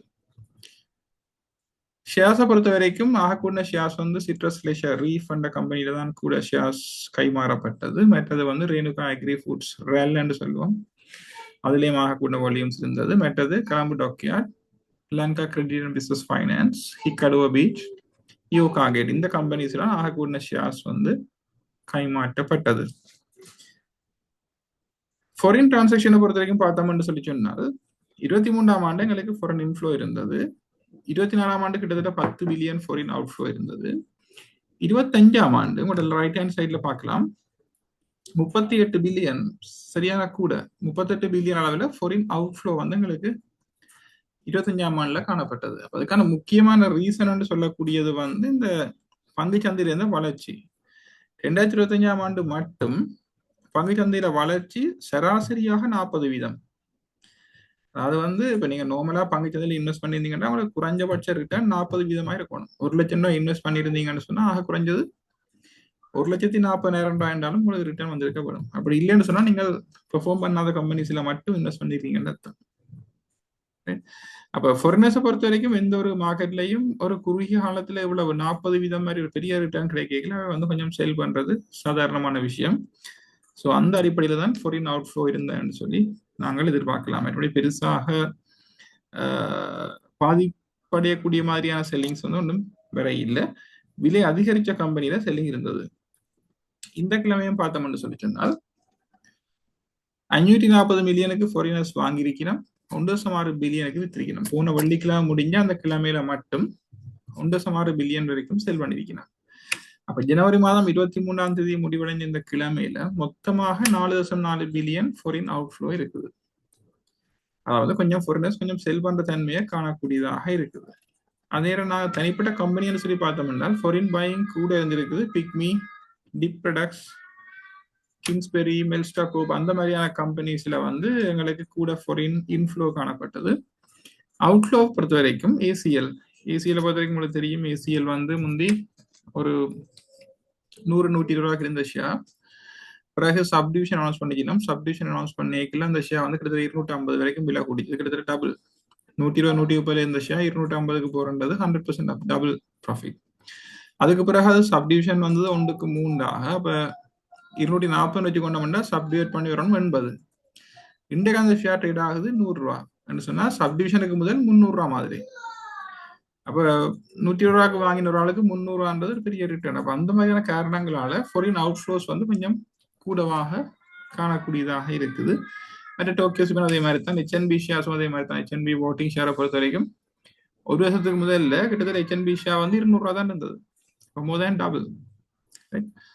அப்ப டயலாக் அப்படித்தான். டயலாக் 10-12 ரூபாய்க்கு இருந்த டயலாக் இன்றைக்கு 33 ரூபா. அப்படி கொஞ்சம் விலை கூடைக்குள்ள ஃபாரின் அவுட்ஃப்ளோங்களால காணக்கூடியதாக இருக்குது. மற்ற பங்குச்சந்தையை பொறுத்த வரைக்கும் முக்கியமானது இந்த அனௌன்ஸ்மெண்ட்ஸ். அப்ப அனௌன்ஸ்மெண்ட்டை பொறுத்த வரைக்கும் பார்த்தோம்னா உங்களுக்கு தெரியும், கேள்விப்பட்டிருப்பீங்க நினைக்கிறேன், கொழும்பு டாக்யார்ட் இலங்கையில கப்பல் கட்டி ஏற்றுமதி செய்யற நிறுவனங்கள்ல இதுதான் பிரதானமானது. இதோட சின்ன சின்ன கம்பெனிஸ் கணக்கு இருக்குது. பெரிய அளவில் பெரிய கப்பலை கட்டக்கூடிய அளவு வசதி வாய்ப்புகள், அதுக்கான ஆளணி எல்லாம் இருக்கிறது டாக்யார்ட்ல தான். இந்த டாக்யார்ட் வந்து இவ்வளவு இருந்தாலும் தொடர்ந்து கொஞ்சம் லொஸ்ல தான் இருந்தது. அதுக்கு முக்கியமான காரணம் நாட்டில் வந்து ஏற்பட்ட இந்த பொருளாதார சிக்கல். அதாவது வந்து கரன்சியின் பெறுமதி குறைஞ்ச உடனே, அதாவது 200 ரூபாயில இருந்து டாலர் 300 ரூபாய்க்கு போனோன்னு இந்த கம்பெனியால மேனேஜ் பண்ண முடியல. கப்பல் ஹட்டுறன்றது ஒரு லேசுப்பட்ட விஷயம் இல்லை. ஒரு 2 வருஷம் 3 வருஷம் ஒரு கப்பல் ஹட்டுற ப்ராஜெக்ட் நடக்கும். அப்ப ஒரு கப்பல் கண்ட்ராக்ட் எடுத்தா அந்த எடுக்கிற டைம்ல உள்ள காஸ்ட்டுக்கு தான் அதை வந்து அக்ரி பண்ணியிருப்பினோம். ஒரு சின்ன ஃபிளக்சுவேஷன் வந்து ஒரு 10% மாதிரியான தளம்பலை வந்து பிளான் பண்ணியிருப்பினோம். ஆனா டாலர் வந்து 200 ரூபாயில இருந்து 300 ரூபாய்க்கு போகிக்கல அதை வந்து மேனேஜ் பண்ணிடாது. அது வந்து லொஸ்ஸா தான் போகும். அப்ப அந்த ஒரு காரணத்திலையும் டொக்கியோட தான் அண்மை காலங்களில் லொஸ்ஸில் போனது. அப்ப டொக்கியோரை பொறுத்த வரைக்கும் இந்தியன் கம்பெனி, இந்த மசகரன்னு சொல்லப்படுற இந்தியன் கம்பெனி, அதை வந்து டேக் ஓவர் பண்றதுக்கு இப்ப ஜப்பான் கம்பெனி தான் முதல்ல ஓன் பண்ணி கொண்டு இருந்தது. 51 விதமான ஷேர்ஸ் வந்து ஜப்பான் ஷேர் ஹோல்டர் தான் இருந்தது. ஜப்பான் ஷேர் ஹோல்டர்ஸ் இது கேட்கல தான் இந்த லாஸ் நடந்தது. அப்ப அவை வந்து அதுக்கு மேலதிகமாக அதை வந்து மீளமைக்கிறதுக்கு அல்லது இந்த லொஸ்ஸை சரிப்படுத்துறதுக்கு இந்த ஜப்பான் கம்பெனி பெருசாக முன்வரை இல்லை. அப்ப வந்து தங்களுடைய ஷேர்ஸை விற்கப்படும் சொல்லியிருந்தவை. அப்ப அப்படி விற்கப்படும் சொல்லியிருக்கீங்களே, இந்த இந்தியாவை சேர்ந்த மெசகன்னு சொல்லப்பட்ட கம்பெனி தான் அதை வந்து அந்த ஆஃபரை வந்து எடுத்துக்கொண்டவை. அது வந்து ஒரு ரைட் இஷ்யூ என்ற ஒரு முறைமை கூடாக நடந்தது. அப்ப அதெல்லாம் முடிஞ்சு இப்ப ஷேர் வந்து ட்ரேட் ஆகி கொண்டிருக்குது. இப்ப பாத்தீங்கன்னு சொன்னா இந்த ஷேரும் ஒரு குறிப்பிட்ட ஒரு லாஸ்ட் ஒரு 3 மாதத்தை பொறுத்த வரைக்கும் நல்லா விலை கூடி குறைஞ்சு தளம்பல் மிக அதிகமான தளம்பலுக்கு உட்பட்டிருந்தது. அதுக்கு முக்கியமான காரணம் என்னன்னு சொன்னா, இந்த கம்பெனி என்ன நடக்கிறத பற்றி ஒரு தெளிவான ஐடியா இல்லை. இந்தியன் கம்பெனி எடுத்து என்ன செய்ய போகுதுன்றதும் பெருசாக தெளிவாக இல்லை. இப்போ பாத்தீங்கன்னா அனௌன்ஸ்மெண்ட்லயும் வந்து டேக் ஓவர் பண்ணணும் சொல்லிக்கணும் மொழியே, அது எப்படி அந்த நட்டத்தை ஈடுகட்ட போயிடும், எப்படி இந்த கம்பெனியை ஒரு லாபம் விற்ற கம்பெனியா மாற்ற போயிடும்ன்றதை பற்றி எல்லாம் ஒன்றும் சொல்லப்படலை. அது வந்து ஒரு எதிர்பார்ப்பை கிரியேட் பண்ணது. எதிர்பார்ப்பு கொண்டு வரையே இல்லை. இந்த கம்பெனி இப்ப இந்தியன் கம்பெனி டேக் ஓவர் பண்ணிக்கலாம், அவங்க அதை நல்லா செய்வாங்களா, நல்ல லாபம் பெறுமான்ற ஒரு பக்கம், சில லாபம் வராதுன்ற மாதிரி கொஞ்சம் பிரச்சனைகள், அப்படி தளம்பல்கள் கூடவாக இருந்தது. இப்ப வந்து எல்லாம் ஓரளவு செட்டில் பண்ணி இன்றைக்கு வந்து இந்த கம்பெனி 150 ரூபாய்க்கு கிட்டத்தட்ட ட்ரேட் ஆகுது. இதுலயும் இன்வெஸ்ட் பண்ணி நாட்களுக்கு மிக அதிகமான லாபம் கிடைச்சிருந்தது. ஆனா வந்து அந்த ஆகக்கூடிய விலைகளில் வாங்கி நாட்கள் வந்து மேபி கொஞ்சம் ஸ்டக் ஆகிருக்க வாய்ப்பு இருக்கு. அப்ப நீங்க எப்பவுமே ஷேர்ஸ் இன்வெஸ்ட் பண்ணிக்கல கேர்ஃபுல்லா இருக்கணும். நீங்க என்ன விலைக்கு வாங்குறீங்கன்றது மிக மிக முக்கியம். ரைட். அடுத்து இதே மாதிரி சன்ஷைன் ஹோல்டிங்ஸ்லயும் ஒரு அனௌன்ஸ்மெண்ட் வந்திருந்தது. நான் இதை முக்கியமான அனௌன்ஸ்மெண்ட் மட்டும்தான் அடுத்து நான் எல்லாத்தையும் எடுக்க இல்லை. சன்ஷைன் ஹோல்டிங்ஸ் என்னன்னு சொன்னா, அது வந்து ஒரு ஃபாரினுக்கு இந்த ஸ்பைசிஸ் என்று சொல்லுவோம், இந்த உணவோட சேர்க்கப்படுற இந்த வாசனை பொருட்களை வந்து ஏற்றுமதி செய்யற ஒரு கம்பெனியை வந்து 2.7 பில்லியன் ரூபாய்க்கு கிட்டத்தட்ட 270 கோடிக்கு வந்து வாங்கியிருக்கணும். அப்ப என்ன நடக்குன்னு சொன்னா, உங்களுக்கு தெரியும், சன்ஷைன் ஹோல்டிங்ஸ் வந்து வட்டவள பிளான்டேஷனுக்கு ஊடாக முந்தி தேயிலை தோட்டங்கள் வச்சிருந்தது. இப்பதான் தேயிலை தோட்டத்தை வித்துட்டினோம். ஆனா இன்னும் வந்து சன்ஷைன் ஒரு தேயிலை ஏற்றுமதி செய்யற ஒரு நிறுவனமாக தான் இருக்குது. இன்னும் அதை செய்யணும். அவைக்கு சொந்தமாக தேயிலை தோட்டங்கள் இல்லை, ஆனா வந்து தேயிலை ஏற்றுமதியில இருக்கணும். வட்டவள காகட் எல்லாம் சில பிராண்ட்ஸ் உங்களுக்கு தெரிஞ்சிருக்கும். வட்டவள தேயிலை பிராண்ட் வந்து இன்னும் அவைகிட்ட தான் இருக்குது. அப்ப அதை வந்து இப்ப இந்த கம்பெனியை வாங்கினதன் மூலமாக இந்த ஏற்றுமதியை இன்னும் வந்து அதிகரிக்கிறதுக்கு எதிர்பார்க்கிறேன். அந்த கம்பெனி ஏற்கனவே வந்து இந்த ஸ்பைசிஸ் சொல்லப்படுற உணவுக்கு சுவை ஊற்ற பொருட்கள், மற்றது தேங்காயில சம்பந்தப்பட்ட பொருட்களை ஏற்றுமதி செய்து கொண்டு இருக்குது. இப்ப இவை வந்து அந்த கம்பெனி சன்ஷைனோட சேர்க்கல, சன்ஷைனோட வர்த்தகம் வந்து இன்னும் அதிகரிக்கும். அப்ப அந்த ஒரு தகவலும் வந்து இந்த சன்ஷைன் ஷேர் பிரைஸ்ல தாக்கம் செலுத்தினது. இதை விட ஹெய்லிஸ் வந்து 200 படி இருக்கிற ஒவ்வொரு 50 ஷேர்ஸுக்கும் 3 ஷேர்ஸ் ரைட்ஸ் கொடுக்க போறேன்னு சொல்லி அனௌன்ஸ் பண்ணியிருக்கிறேன். அப்ப இந்த அனௌன்ஸ்மெண்ட் நடந்தது ஹெய்லி ஷேர் பிரைஸ் கூடினதான். அதுக்கு பிறகு வந்து இப்போ ஓரளவுக்கு செட்டில் ஆகி இருக்குது. நீங்க ஹெய்லி ஷேர் ஹோல்டர் இருந்தீங்கன்னா உங்களுக்கு இந்த ரைட்ஸ் கிடைக்கும். உங்கள்ட்ட இருக்க ஒவ்வொரு 50க்கும் 3 படி கிடைக்கும். நீங்க அதுக்கு 200 கட்டி அதை ஷேரா மாத்திக்கொள்ளலாம். அப்படி இல்லைன்னு சொன்னா அதை வந்து மார்க்கெட்ல வித்து போட்டு காசு எடுக்கலாம். நீங்க வாங்க தேவையில்லை. இதை தவிர உங்களுக்கு வந்து ஒவ்வொரு இருக்கிற ஷேர்ஸுக்கும் 50 படி ஹெய்லிஸ் டிவிடெண்டும் உங்களுக்கு தரும். அந்த டிவிடெண்ட் கொடுத்தா அப்புறம் இந்த ரைட் இஷ்யூ நடக்கும். அப்போ நீங்க ரைட்ஸ்ல வாங்குற ஷேர்ஸுக்கும் உங்களுக்கு டிவிடெண்ட் கிடைக்காது. அதே மாதிரி வேல்யூபிள் ஃபினான்ஸும் வந்து ஒரு ரைட் இஷ்யூ அனௌன்ஸ் பண்ணியிருந்தவ வந்து 72 படி ஒவ்வொரு 8 ஷேருக்கு ஒரு ஷேர் கொடுக்க போயிடும். ஹெய்லிஸ் வந்து 50க்கு 3 கொடுக்க போகுது. வேல்யூபிள் ஃபினான்ஸ் 8க்கு 1 கொடுக்க போகுது 72 படி. இதால வந்து அதிന്റെ ஷேர்ல வந்து பெரிய மாற்றங்கள் ஒன்றும் தெரியல. அதுக்கு அடுத்தது வந்து பிரவுன் ஸ்பீச் ஹோட்டல்னு சொல்லப்படுறது நிகம்பு பகுதியில் இருக்குது. அந்த கம்பெனி வந்து தொடர்ந்து லொஸ்ல போய் கொண்டிருக்குது. அது வந்து மேஜர் ஷேர் ஹோல்டர்ஸ் மெல்ஸ்டாகோ மற்றது அஹுங்கெல்லாம் சொல்லப்படுற மேக் அண்ட் ஸ்பென்ஸ் ஹோட்டல் ஹோல்டிங்ஸ் என்ற 2 கம்பெனி அவை வந்து 2 பேரும் சேர்ந்து இந்த கம்பெனியை வந்து டீலீஸ் பண்ண போறேன்னு சொல்லி அறிவிச்சிருக்கணும். இந்த ஷேர் வந்து கடைசியா 22 இல்ல 23 ரேஞ்செல்லாம் ட்ரேட் ஆனது. ஆனா அவை வந்து 30 ரூபா கொடுக்கணும். அப்ப ஒரு நல்ல ஆஃபர். என்ன அண்மை காலங்கள்ல பார்த்தா இதுதான் ஆகக்கூடிய நவில. அப்ப இதால வந்து இந்த ஒரு ஷேர் ஹோல்டருக்கும் பாதிப்பு வராது. அப்ப இதுக்கு வந்து ஒரு 3 மாதத்துக்கிட்ட செல்லும் இந்த ப்ரோசஸ் நடக்கிறதுக்கு. பட் ஸ்டில் வந்து முதலீடு செய்தாக்களுக்கு பெரிய நட்டம் ஒன்றும் இல்லை. அடுத்தது பாத்தீங்கன்னா அண்மையில வந்து கதைக்கப்பட்ட ஒரு ஷேர் இந்த ஷோவெலர்ஸ் சொல்லப்படுற லீ ஹெஜர்ஸ் சொல்லப்படுற கம்பெனி. இந்த கம்பெனில வந்து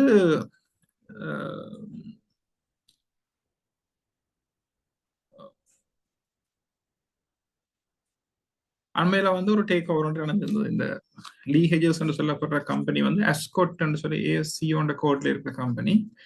அது வந்து இந்த கம்பெனி இந்த ஷோவெலர்ஸை வந்து 70 விதமான ஷேர்ஸ் ஏற்கனவே அவை வந்து வாங்கியிருந்தது. அதுக்கு பிறகு டாக்டர் செந்தில்வர் ஹோல்டிங்ஸ் சொல்லப்படுற இந்த கம்பெனி வந்து சொன்னது அவை வந்து இன்னொரு 10 வீதம் ஷேர்ஸை மார்க்கெட்ல வாங்கியிருக்கிறோம். அப்ப ஏற்கனவே வந்து அஸ்காட் வந்து 70 வீதம் ஷேர்ஸை வச்சிருக்குது. இப்ப இவ செந்தில்வேல் 10 வீதம் ஷேர்ஸை வச்சிருக்கிறார்.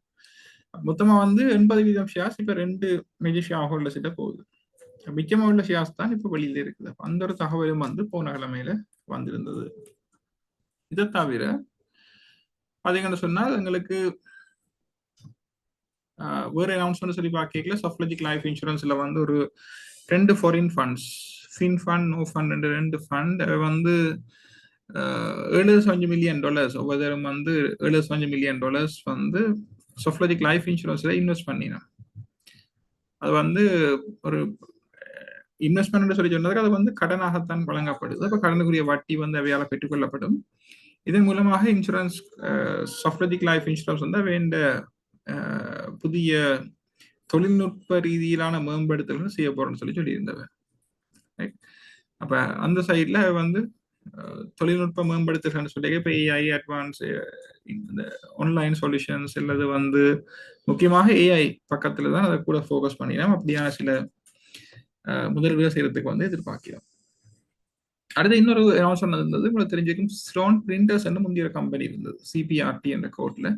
அதை வந்து இப்ப வந்து கேர்னஹாஸ் குளோபல் சொல்யூஷன்ஸ் என்று பேர் மாத்திருக்கணும். அந்த கம்பெனி இப்ப பேர் மாத்தி ஒரு ஃபாரின் கம்பெனியை டேக் ஓவர் பண்ணி பேரை மாத்தி இயங்கி கொண்டிருக்குது.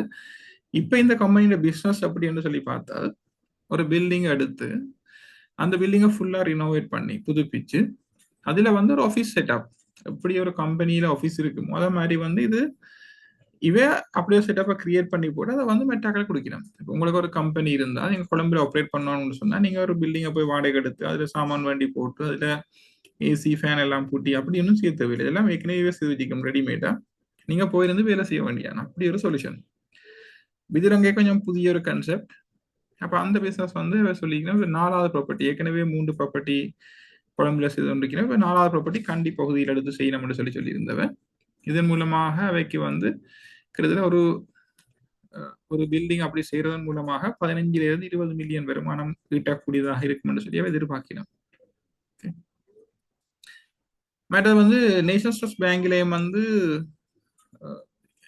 இன்டர்நேஷனல் ஃபினான்ஸ் கார்பரேஷன் சொல்லப்படுற வேர்ல்ட் பேங்க் உலக வங்கின்ற ஒரு துணை நிறுவனம் வந்து நேஷனல் ட்ரஸ்ட் பேங்குக்கு வந்து ஒரு $70 மில்லியன் அளவிலான கடன் வசதியை ஏற்படுத்தி கொடுத்திருக்கு. இதன் மூலமாக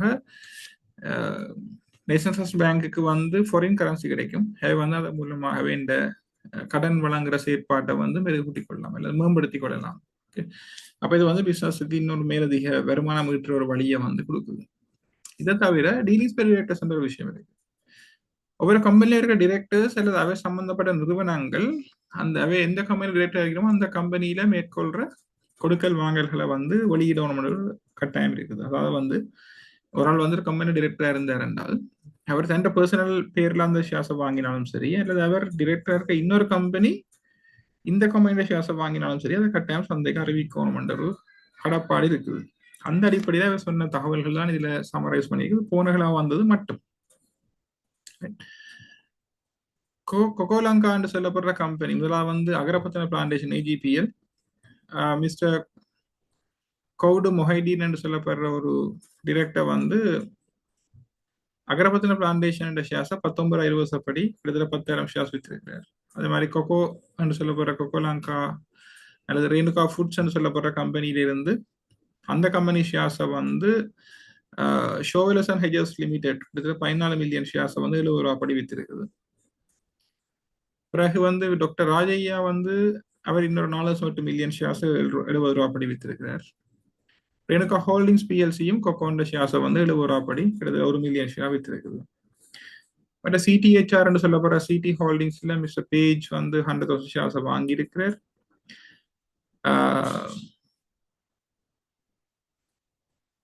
ஈஸ்டர்ன் மர்ச்சன்ட் என்று சொல்லப்படுற கம்பெனியில வந்து 70,000 ஷேர்ஸை வந்து இமெயில் எக்ஸ்போர்ட்ஸ் வந்து சேல் பண்ணிருக்கணும். எக்ஸ்டர்மினேட்டர்ஸ்ல அந்த மாதிரி ஒவ்வொரு கம்பெனிலையும் வந்து அந்த டிரெக்டர்ஸ் வந்து ஷேர்ஸ் டிரான்சாக்ஷன்ஸ் இது சமரி வந்து இதுல வந்து நான் காட்டியிருப்பேன். அப்ப இதுல வந்து நடக்கிற பிரைஸை பொறுத்து என்ன பையா செல்லான்றதை பொறுத்து சில வழியா அந்த கம்பெனி ஷேர்ஸ்ல வந்து சில விலை மாற்றங்கள் ஏற்பட்டிருக்குது.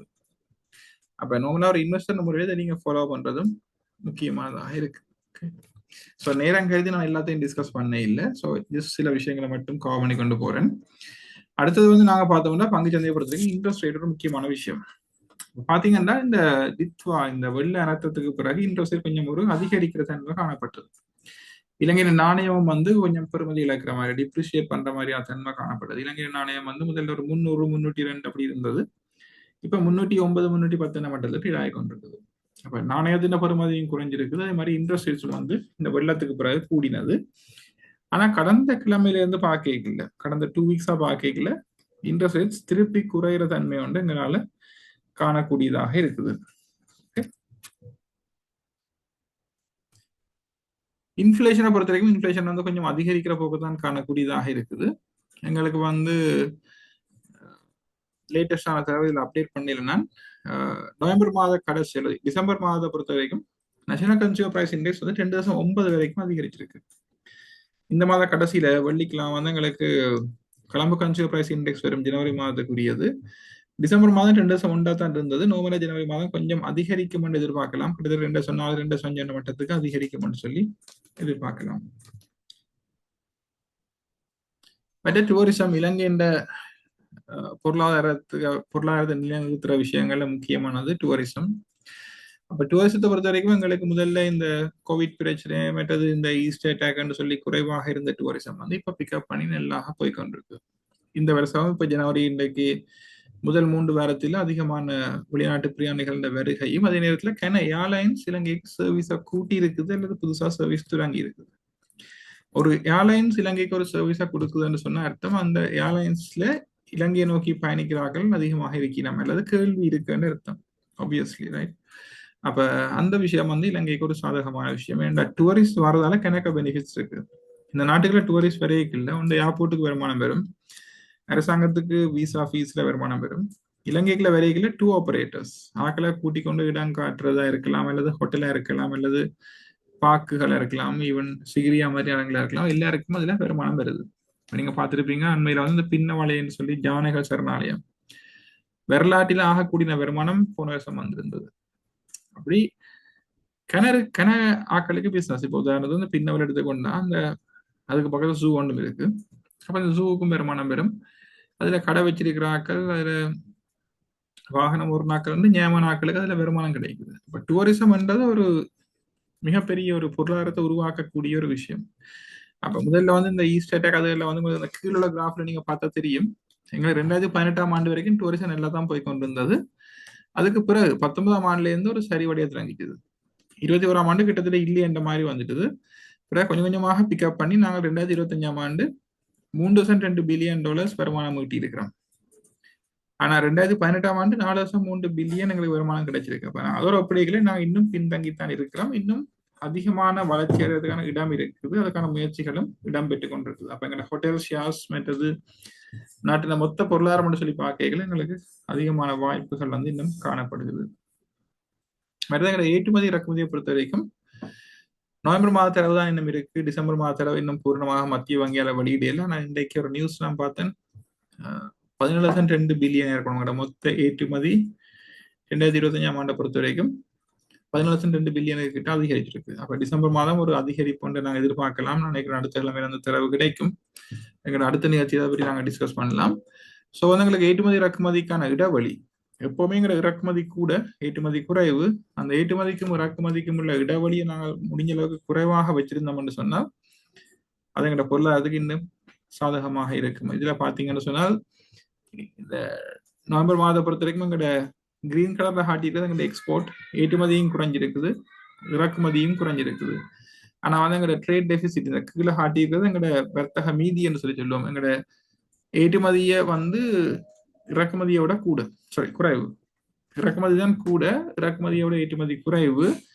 அப்ப கிட்டத்தட்ட $730 மில்லியன் வந்து எங்களை ஏற்றுமதியை விட இறக்குமதி கூடவே இருக்குது. அது அக்டோபர் மாதத்துல அதுக்கு முதல் மாதத்துல கிட்டத்தட்ட $1 பில்லியன் இருந்தது. அதுக்கு முதல்ல 900 இருந்திருக்கு. அதோட ஒப்படைக்கல எங்களுக்கு நவம்பர் மாதத்துல ஒரு முன்னேற்றம் ஒன்று காணப்படுகிறது. மற்ற டூரிசத்தை பொறுத்த வரைக்கும் கூட டிசம்பர் மாதத்துல ஒரு வளர்ச்சி காணப்பட்டது. மற்றது இந்த வெளிநாட்டுல விரிசாக்க அனுப்புற காசு இந்த டொட்டல் லைன்ல காட்டி இருக்கிறதெல்லாம் அந்த காசு அதுவும் வந்து டிசம்பர் மாதத்துல வந்துட்டு கிட்டத்தட்ட $800 மில்லியன்.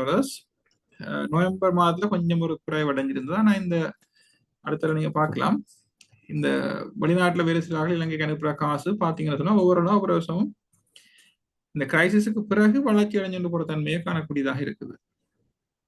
இந்த வருஷமும் இலங்கையிலிருந்து கிட்டத்தட்ட 3.5 லட்சம் பேர் வெளிநாட்டு வேலை வாய்ப்புக்கு போயிடும் என்று சொல்லி எதிர்பார்க்கப்படுகிறது. அப்ப ஆக்கள் கூட பேர் வெளிநாட்டுல வேலை செய்யக்குள்ள நாட்டுக்குள்ள வர்ற வருமானம் கூடும். அதே நேரம் ஒரு நட்டம் ஒன்று இருக்குது. இலங்கையில் உள்ள வேலை செய்யக்கூடிய ஆக்கள் நாட்டை விட்டு வெளியேறதால இலங்கையின் தொழில் படை அல்லது வேலை செய்யற ஆட்களுக்கான கேள்வி வந்து கூடவே இருக்குது. ஆட்கள் இல்லாம இருக்குது. அது ஒரு பிரச்சனையாக இருக்குது. அது வந்து கூட டிஸ்கஸ் பண்ணினா முக்கியமாக கட்டுமான தொழில் துறைகள் எல்லாம் வேலை செய்யறதுக்கு ஆட்கள் இல்லை என்ற ஒரு பிரச்சனை இருக்குது. ஒரு பக்கம் ஒரு நன்மை இருந்தாலும் இன்னொரு பக்கம் அது தீமையாகவும் இருக்குது. என்ற வேலை செய்ய ஆட்கள் இருந்து நாங்கள் இந்தியாவை மாதிரி நாடுகள்ல இல்ல சைனால இருந்து ஆட்களை கொண்டு வந்து வேலை செய்ய வேண்டியிருக்கும். அதுக்கான செலவு வந்து கூட. அடுத்த நாணயம் வந்து உள்நாட்டு வெளிநாட்டிலிருந்து வந்து இங்க வேலை செய்ய இலங்கையிலிருந்து நாணயம் வந்து வெளியில போற பிரச்சனைகளும் பெறும். என்றாலும் வந்து ஓரளவுக்கு எங்களுக்கு சாதகமான தன்மை தான் இன்னும் காணப்படுது.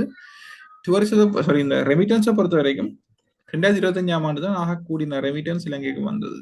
அதாவது வெளிநாட்டுல வேலை செய்யறாங்க நினைக்கிற காசு இதுவரை காலம் இருந்த ஹிஸ்டரியில இதுதான் ஆகக்கூடிய தொகை $8 பில்லியன். அப்ப இந்த டூரிசத்துல வந்து டெவலப்மெண்ட் மற்றது இந்த ரெமிட்டன்ஸ்ல வந்து டெவலப்மெண்ட் எங்களுடைய ஏற்றுமதி இறக்குமதி இடைவெளி குறைஞ்சது போன்ற காரணங்களால எங்களால எங்களோட ரிசர்வ்ஸை வந்து கூட்டிக் கொள்ள முடிஞ்சது. அதை வந்து எங்களோட நாட்டுக்கு சொந்தமான வெளிநாட்டு நாணய கையிருப்பு வந்து அதிகரிச்சிருக்கு. சென்ட்ரல் பேங்க் தொடர்ந்து சந்தையிலேருந்து டாலர்ஸை வாங்கி கொண்டிருக்கிறோம். அதன் மூலமாகவே ரிசர்வ்ஸை கூட்டிக் கொண்டிருக்கிறோம். அப்ப எங்களுக்கு எவ்வளவுக்கு எவ்வளவு எங்கள்கிட்ட வெளிநாட்டு நாணய கையிருப்பு இருக்கோ அவ்வளவுக்குங்கிற பொருளாதாரம் உறுதியாக இருக்கும். 2022ஆம் ஆண்டு வந்த மாதிரியான நிலைமைகள் வர்றதுக்கான வாய்ப்பு வந்து குறையும். ஸோ அந்த இடத்துல நாங்க வந்து ஓரளவுக்கு ஆரோக்கியமான நிலையில இருக்கிறோம்னு சொல்லலாம். அடுத்தது அண்மையில வந்து நியூஸ். இதை பாத்தீங்கன்னு சொன்னால் போர்ட் சிட்டியில வந்து உங்களுக்கு தெரிஞ்சிருக்கும் போர்ட் சிட்டி இப்ப கணக்கவீரன்றது இப்ப அண்மையிலேயே வந்து ஒரு ஹார்பர் ஃபுட் கோர்ட்ன்ற பேர் நினைக்கிறேன் ஒரு சாப்பாட்டு கடையல் மாதிரியான தொகுதி ஒன்று வந்து அண்மையில திறக்கப்பட்டது. ஏற்கனவே ஹார்பர்ல உள்ளுக்கு போர்ட் சிட்டியில உள்ளுக்கு போனீங்கன்னு சொன்னா அங்கேயும் வந்து அந்த மாதிரியான சில லெஷர் ஆக்டிவிட்டிஸ் இருக்குது ஏற்கனவே. அதோட சில கட்டுமான வேலைகள் நடந்து கொண்டிருக்குது. அப்ப இந்த போர்ட் சிட்டியை உருவாக்கின கம்பெனி சிஹெச்சி போர்ட் சிட்டி என்று சொல்லப்படுற கம்பெனி ஏற்கனவே $1.5 பில்லியன் இன்வெஸ்ட் பண்ணிருக்கிறேன். மேற்கொண்டு இன்னொரு $300 மில்லியன் இன்வெஸ்ட் பண்ண போறேன்னு சொல்லியிருக்கிறேன். அப்ப இது ஒரு எக்ஸ்ட்ரா இன்கம். அதாவது வந்து இந்த போர்ட் சிட்டிக்குள்ள இருக்கிற ஃபெசிலிட்டிஸை கூட்டுறதுக்கு, வசதிகளை கூட்டுறதுக்கு இன்னொரு $300 மில்லியன் வந்து இந்த சைனீஸ் கம்பெனி இன்வெஸ்ட் பண்ண போறோம்னு சொல்லியிருக்குது. மற்ற பக்கம் பார்த்தோம்னு சொன்னா IMF டீம் ஏற்கனவே இலங்கைக்கு வந்துட்டினா 22ஆம் தேதி வந்திருந்தவ இலங்கையில இந்த வெள்ளத்துக்கு பிறகு வந்த பாதிப்புகளை பற்றி ஒரு ஆய்வு செய்யறதுக்கு தான் வந்திருக்கிறார்.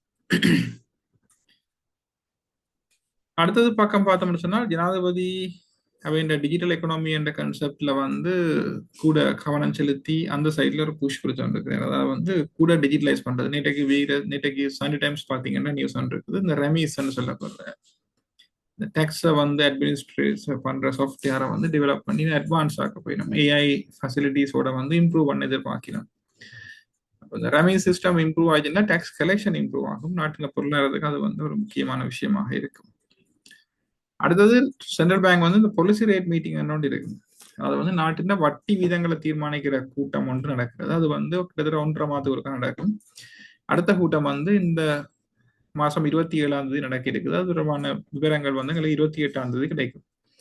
அப்ப 28ஆம் தேதி காலமே எங்களுக்கு தெரிய வரும். சென்ட்ரல் பேங்க் வந்து இன்ட்ரெஸ்ட் ரேட்ஸை கூட்டி இருக்குதா குறைச்சிருக்குதான்ற தகவல் எங்களுக்கு தெரிய வரும்.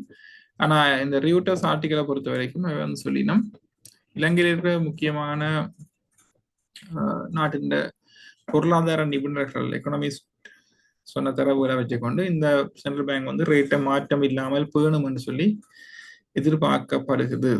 அதாவது இன்ட்ரெஸ்ட் ரேட்ஸ்ல சென்ட்ரல் பேங்க் மாற்றங்களை செய்யாது என்று சொல்லி எதிர்பார்க்கப்படுகிறது. ஆனா இன்ட்ரெஸ்ட் ரேட் முதலையும் கூட சொன்ன மாதிரி கொஞ்சம் குறையிற தன்மையை வந்து எங்களால காணக்கூடியதாக இருக்குது.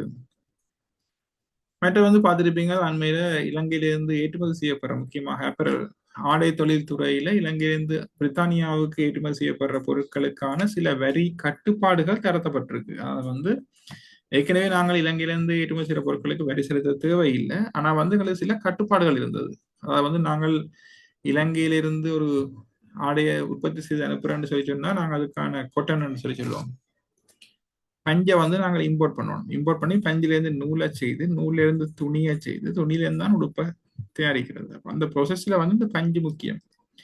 அப்ப நாங்க பஞ்சை வந்து சில தெரிவு செய்யப்பட்ட நாடுகள்ல இருந்து மட்டும்தான் முந்தி வாங்கலாம். அதை தவிர வேறு நாடுகள்ல இருந்து வாங்கினோம்னு சொல்லி சொன்னா அதுக்கு நாங்கள் பிரித்தானியாவுக்கு ஏற்றுமதி செய்யப்படும் போது அதுக்கான வரி வந்து வசூலிக்கப்படும். இப்ப அந்த மாதிரியான கண்டிஷன்ஸை வந்து விலத்தி இருக்கிறேன். அப்ப அது வந்து இலங்கைக்கு வந்து கொஞ்சம் ஒரு ரிலாக்ஸ், ஒரு தெரிவுகளை வந்து கூட்டுற ஒரு சந்தர்ப்பம் வந்து கிடைக்குது. அதை வந்து கட்டுப்பாட்டுக்குள்ள எல்லா வழித வரைக்கும் வந்து இலங்கைக்கு வந்து வினைத்திறனை வந்து கூட்டிக் கொள்ளலாம். நாங்கள் சீப்பான நாட்டில இருந்து கொட்டனை கொண்டாந்து உற்பத்தி செய்யலாம். ஸோ அந்த சைட்ல எங்களுக்கு சில வாய்ப்புகள் வந்து கிடைக்குது. மற்றது பார்த்துருப்பீங்க இந்த கொழும்புக்கு வந்தா உங்களுக்கு தெரியும் இந்த தாய் சமுத்திராக பின்னுக்கு அல்லது இந்த கோல் ஃபேஸுக்கு பின்னுக்கு இந்த ஜனாதிபதி இந்த இப்ப ஜனாதிபதி மாளிகை பழைய பார்லிமெண்ட் சொல்லி சொல்லுவோம். அதுக்கு பக்கத்துல இந்த குளம் மாதிரி ஒரு செட்டப் பண்ணிருக்கு. அது சொல்றது பேர் லேக்குன்னு சொல்லி அது வந்து கனகாலமாக பராமரிக்கப்படாமல் துர்நாற்றம் வீசுற மாதிரியான ஒரு விஷயத்துல தான் இருந்து கொண்டிருக்குது. அது இப்ப சிலமன் லைஃப் என்று சொல்லப்படுற ஜோன் கில்ஸ் இந்த புது ப்ராஜெக்ட் மற்றது இப்ப ஷங்கிலாண்ட பின்பக்கம் எல்லாமே வந்து இந்த பேர்லேக்கை சுற்றி தான் இருக்குது. அப்ப இந்த பேர்லேக் வந்து துர்நாற்றம் வீசி கொண்டு இருந்தா அதுல வந்து ஒரு டூரிசமும் நடக்காது. ஸோ வந்து துப்புரவாக்குற பணி வந்து வேகமாக நடந்து கொண்டிருக்குது. அப்ப அதுக்காக கிட்டத்தட்ட 2.5 பில்லியனை வந்து அரசாங்கம் அதில் முதலீடு செய்யுது. முக்கியமா மேல் மாகாண சபை வந்து அதில் முதலீடு செய்து இந்த பேர் லேக்கை வந்து சுத்தம் செய்யற நடவடிக்கையில் ஈடுபட்டிருக்கிறாங்க. அதுவும் வந்து டூரிசத்துக்கு ஒரு முக்கியமான விஷயமாக இருக்குது. உங்களுக்கு தெரிஞ்ச வரையா நீங்க அந்த பேர் லேக் பக்கம் வந்து பாத்தீங்கன்னா அந்த நவலோகாக்கு முன்னால இருக்கிற அந்த விஹாரைக்கள்ல பாத்தீங்கன்னா முந்தைய அதுக்கெல்லாம் நடந்து போகலாம். நடந்து போய் அந்த விஹாரை சுற்றி உள்ள இடங்கள்ல இருந்து கதைச்சு பொழுதுபோக்குற அந்த மாதிரியான சில செட்டப் எல்லாம் இருந்தது. இந்த துர்நாற்றம் வீசுற பிரச்சனைக்கு பிறகு அதுக்கு போறத விட்டுட்டினோம். முந்தைய அந்த அந்த குளம் மாதிரி இருக்கிற போட்டிங் போவினம் அப்படியெல்லாம் இருந்தது, ஒரு என்டர்டெயின்மெண்ட் இருந்தது. இப்ப இந்த துர்நாற்றத்தோட வந்து அது இல்லாம போயிட்டு இப்ப நாங்க அதை மீள உருவாக்கினோம்னா அதுலயும் வந்து எங்களுக்கு ஒரு இந்த டூரிசம் சம்பந்தமான ஒரு வர்த்தக வாய்ப்பும் உருவாகும். அதே நேரம் சுத்த உள்ள சுற்றாடல் வந்து ஒரு துர்நாற்றம் இல்லாத ஒரு நல்ல நிலைக்கு வந்து வரும். ஸோ அந்த மாதிரி சில நல்ல விஷயங்கள் நடந்து கொண்டிருக்குது. இதுதான் நம்ம சொன்ன ஏற்றுமதி தரவு. இன்றைக்கு தான் இந்த நியூஸ் வந்தது. இலங்கையின் போன வருஷத்துக்கான மொத்த ஏற்றுமதி $17.2 பில்லியன் ஆக பதிவு செய்யப்பட்டிருக்குது. பட் இங்க ரைட் ஹேண்ட் சைட்ல பாத்தீங்கன்னு சொன்னா எல்ஓஎல்சி ஹோல்டிங்ஸ் வந்து ஒரு அனௌன்ஸ்மெண்ட், ஒரு நியூஸ் ஒன்று வந்திருந்தது. எல்ஓஎல்சி ஹோல்டிங்ஸ், பிக்மி, மற்றது பிரவுன்ஸ், இந்த 3 கம்பெனியும் சேர்ந்து ஒரு ஒப்பந்தம் ஒன்றுக்கு வந்திருக்கணும். அதாவது நீங்க கேள்விப்பட்டிருப்பீங்க, பிரவுன் அண்ட் கம்பெனி இப்போ வந்து இந்த எலக்ட்ரிக் வாகனங்களை நாட்டுக்குள்ள கொண்டு வருது. ஏற்கனவே ஜான் கில்ஸ் பிவைடி என்றதை கொண்டு வருது. ஹேலிஸ் வந்து ஒரு பிராண்ட் ஞாபகம் பேர். அப்படிக்கான கம்பெனிஸ் வந்து எலக்ட்ரிக் வாகனத்தை நாட்டுக்குள்ள இம்போர்ட் பண்ணினோம். அப்ப அதுல இந்த பிரவுன்ஸ் என்ற கம்பெனி வந்து இந்த நியூஸ் வந்திருந்தது. பிக்மியோட சேர்ந்து ஒரு ஒரு ஜாயிண்ட் ப்ரோக்ராம் உண்டு. அப்படின்னு சொன்னா இப்ப ஆட்கள் உங்களுக்கு தெரியும், பிக்மியில வந்து இந்த பிக்மி டிரைவர்னு சொல்லி வாகனம் வந்து ஆட்கள் சொந்தமா இருக்கும். பிக்மியோட ஜாயின் பண்ணி வாகனம் ஓடுவினோம். அப்ப அதுல வர வருமானம் வந்து அவைக்கு கிடைக்கும். அப்ப அந்த இடத்துல இந்த ஒரு அக்ரிமெண்ட் வருது. அப்படின்னு சொன்னால் இப்ப நீங்க பிக்மியில டிரைவ் பண்றவங்களா இருந்தா நீங்க வந்து எல்ஓஎல்சியில வந்து கதைச்சு ஒரு தொகையை முதலீடு செய்வதன் மூலமாக ஒரு வாகனத்தை கொள்ளுதல் செய்யலாம். அந்த வாகனத்தை பிக்மியில ஒரு வெஹிக்கிளாக பதிவு செய்து பிக்மியில வந்து ஹயரை வந்து எடுத்து ஓடலாம். அப்ப அந்த ஹயர்ல வர வருமானத்திலிருந்து இந்த வாகனத்துக்கான லீசிங்கையும் கட்டி உங்களுக்கு ஒரு வருமானத்தையும் திரட்டி கொள்ளக்கூடியதாக இருக்கு. அப்ப நார்மலா நீங்க போய் ஒரு பேங்க்லயோ ஃபைனான்ஸ் கம்பெனியோ லீசிங் எடுத்து ஒரு வாகனத்தை வாங்கி ஹயருக்கு ஓடுறதை விட இது வந்து மேபி சில எக்ஸ்ட்ரா பெனிஃபிட்ஸை வந்து கொண்டிருக்கலாம். இந்த அறிவித்தல் வந்ததுக்கு பிறகு நாங்க பார்த்தோம்னா போன வெள்ளிக்கிழமையில இருந்து இந்த எல்ஓஎல்சி எல்ஓஎல்சி பிரவுன் அந்த ஷேர்ஸ்ல வந்து ஒரு விலை அதிகரிப்பு எங்களால் காணக்கூடியதாக இருக்குது. ஏன்னா இது இன்னும் சரியா தெரியல, அதனாலதான் விலை கூடுதான் எங்களுக்கு சரியா தெரியாது. பட் வந்து ஒரு விலையில மாற்றம் கொண்டு இருக்குது. அப்ப நியூஸை வந்து நாங்க கவனிப்போம். இந்த நியூஸ் வந்து வெள்ளிக்கிழமையே வந்துட்டு இது இன்றையதான் இந்த ஆர்டிக்கல் நான் எஃப்டியில் எடுத்தேன், டெய்லி எஃப்டி என்ற பேப்பர் எடுத்த ஆர்டிக்கல். ஆனா இது வந்து வேற பேப்பர்ஸ்ல போன வெள்ளிக்கிழமையே வந்துட்டு. அப்ப சில நியூஸ் வந்து சில ஷேர்ஸ் இந்த விலைகளை தீர்மானிக்க, விலைகள்ல மாற்றத்தை ஏற்படுத்தக்கூடியது, சிலதை வந்து மாற்றம் ஏற்படாது. அப்ப நாங்க வந்து பொதுவா வந்து நாட்டுல என்ன நடக்குன்னு தெரிஞ்சு கொண்டிருக்கிறது முக்கியம். மேட்டா இன்றைக்கு பாத்தீங்கன்னா இதுவும் போன வந்த நியூஸ் தான். போர்ட் சிட்டில இன்னொரு கம்பெனி, ஒரு சிங்கப்பூர் பேஸ் கம்பெனி ஒன்று வந்து ஒரு அபார்ட்மெண்ட் காம்ப்ளெக்ஸ் ஒன்று கட்ட போயிடும். அப்ப அதுக்கான அடிக்கல் நாட்டுற வைபவம் வந்து போன கிழமை நடந்திருந்தது. அது வந்து கிட்டத்தட்ட $112 மில்லியன் முதலீட்டுல இது நடக்க போகுது. கிட்டத்தட்ட 300 அபார்ட்மெண்ட்ஸ் இருக்க வேணும். அப்ப இந்த காம்ப்ளெக்ஸ்ல வந்து கிட்டத்தட்ட 300 அபார்ட்மெண்ட்ஸ் வந்து கட்டுப்பட போகுது. அப்ப போர்ட் சிட்டியை பொறுத்த வரைக்கும் நான் இதுதான் முதலாவதாக ஆரம்பிக்கப்படுற பெரிய கட்டுமானம் நினைக்கிறேன்.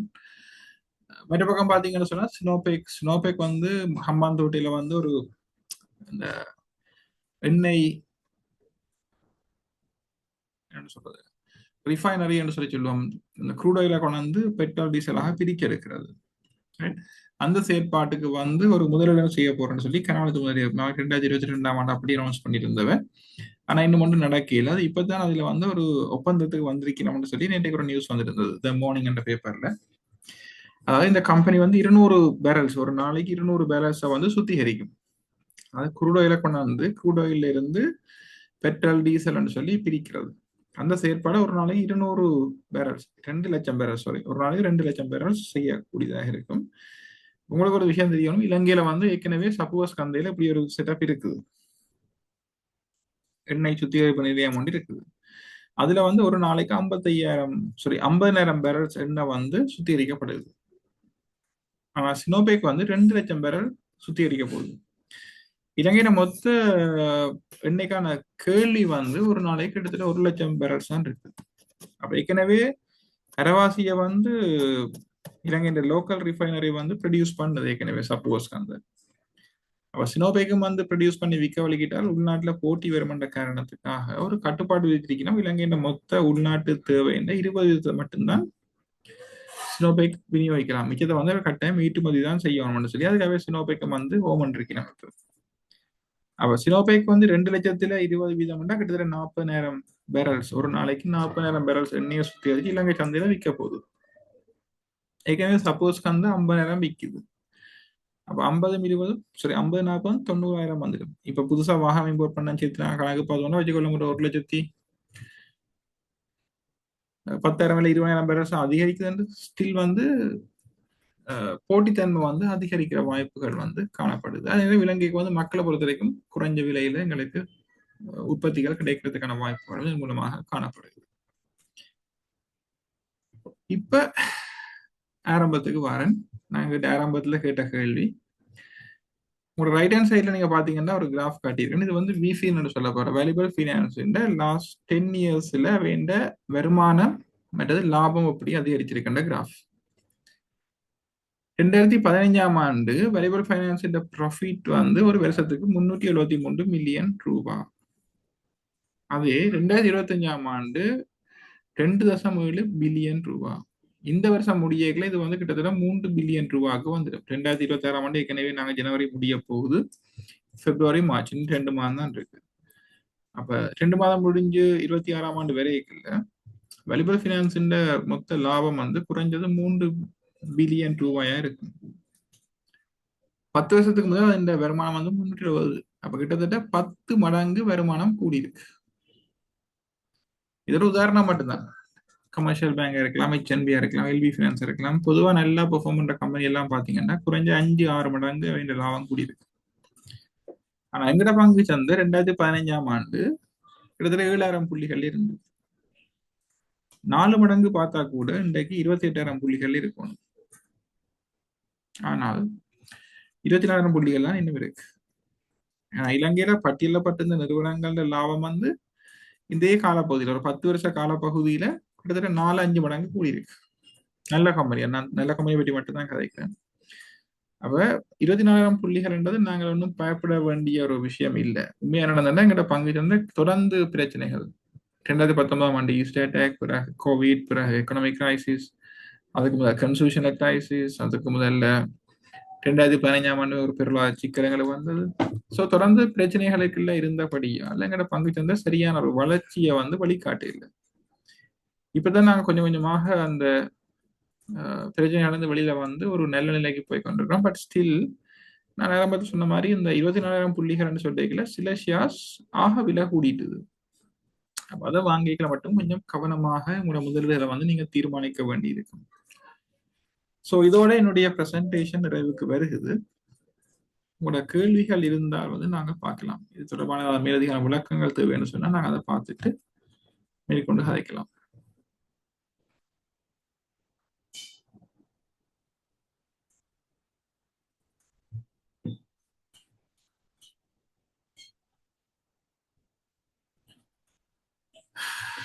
அக்னி ஷேர்ஸ் ஒவ்வொரு 24 கூடுறதுக்கு என்ன காரணம் எனக்கு தெரியல. நான் நினைக்கிறேன் அந்த ஷேர்ஸ் வந்து வெளியில அவைலபிளா இல்லை. பட் அந்த டொக்கியார்ட் ஷேர் பிரைஸ்ல ஒரு தளம்பல் வந்த மாதிரி இதுலயும் மக்கள் எதிர்பார்க்கிற மாதிரி தெரியல. ஆனா ரெண்டும் வித்தியாசம். டொக்கியார்டின் நிலைமையும் இந்த அக்மியின் நிலைமையும் வித்தியாசம். அக்மி வந்து தொடர்ந்து லொஸ்ல இயங்கின ஒரு கம்பெனி, அசெட்ஸ் மைனஸ். மற்றது வந்து ஒரு சின்ன பிசினஸ்.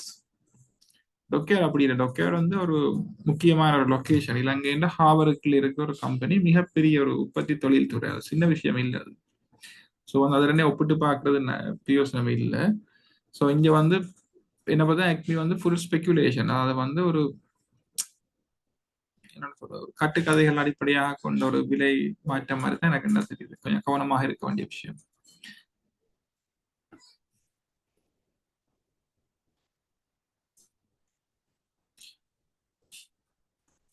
யாரோ கேள்வி வந்து அனோனிமஸ் என்று பேரை வைக்கிறாங்க.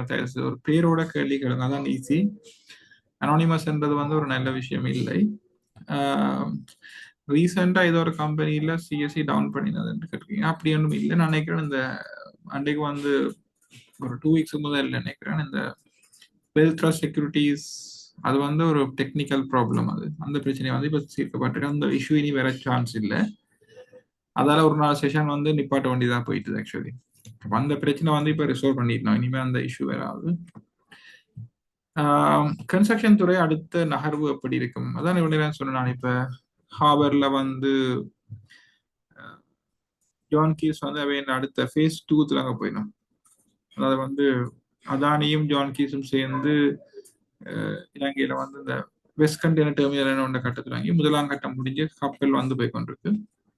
2ஆம் கட்டத்தில் அங்க போயிடும். உண்டு போர்ட் சிட்டியில இப்ப நான் சொன்னான் இந்த அபார்ட்மெண்ட் காம்ப்ளெக்ஸ் அங்க போயிடும். போர்ட் சிட்டியில் சானிட்டரி ஃபெசிலிட்டிஸ் மற்றும் எக்ஸ்ட்ரா ஃபெசிலிட்டிஸ் வந்து சிஹெச்ஏல டெவலப் பண்ண போயிடும். இலங்கையில் ஏற்கனவே தொடங்கப்பட்டு கைவிடப்பட்டிருந்த ப்ராஜெக்ட்ஸ் வந்து திருப்பி ஸ்டார்ட் பண்ணப்பட்டு ஏற்கனவே கன்ஸ்ட்ரக்டர்ஸ் வந்து கொடுத்துட்டோம்.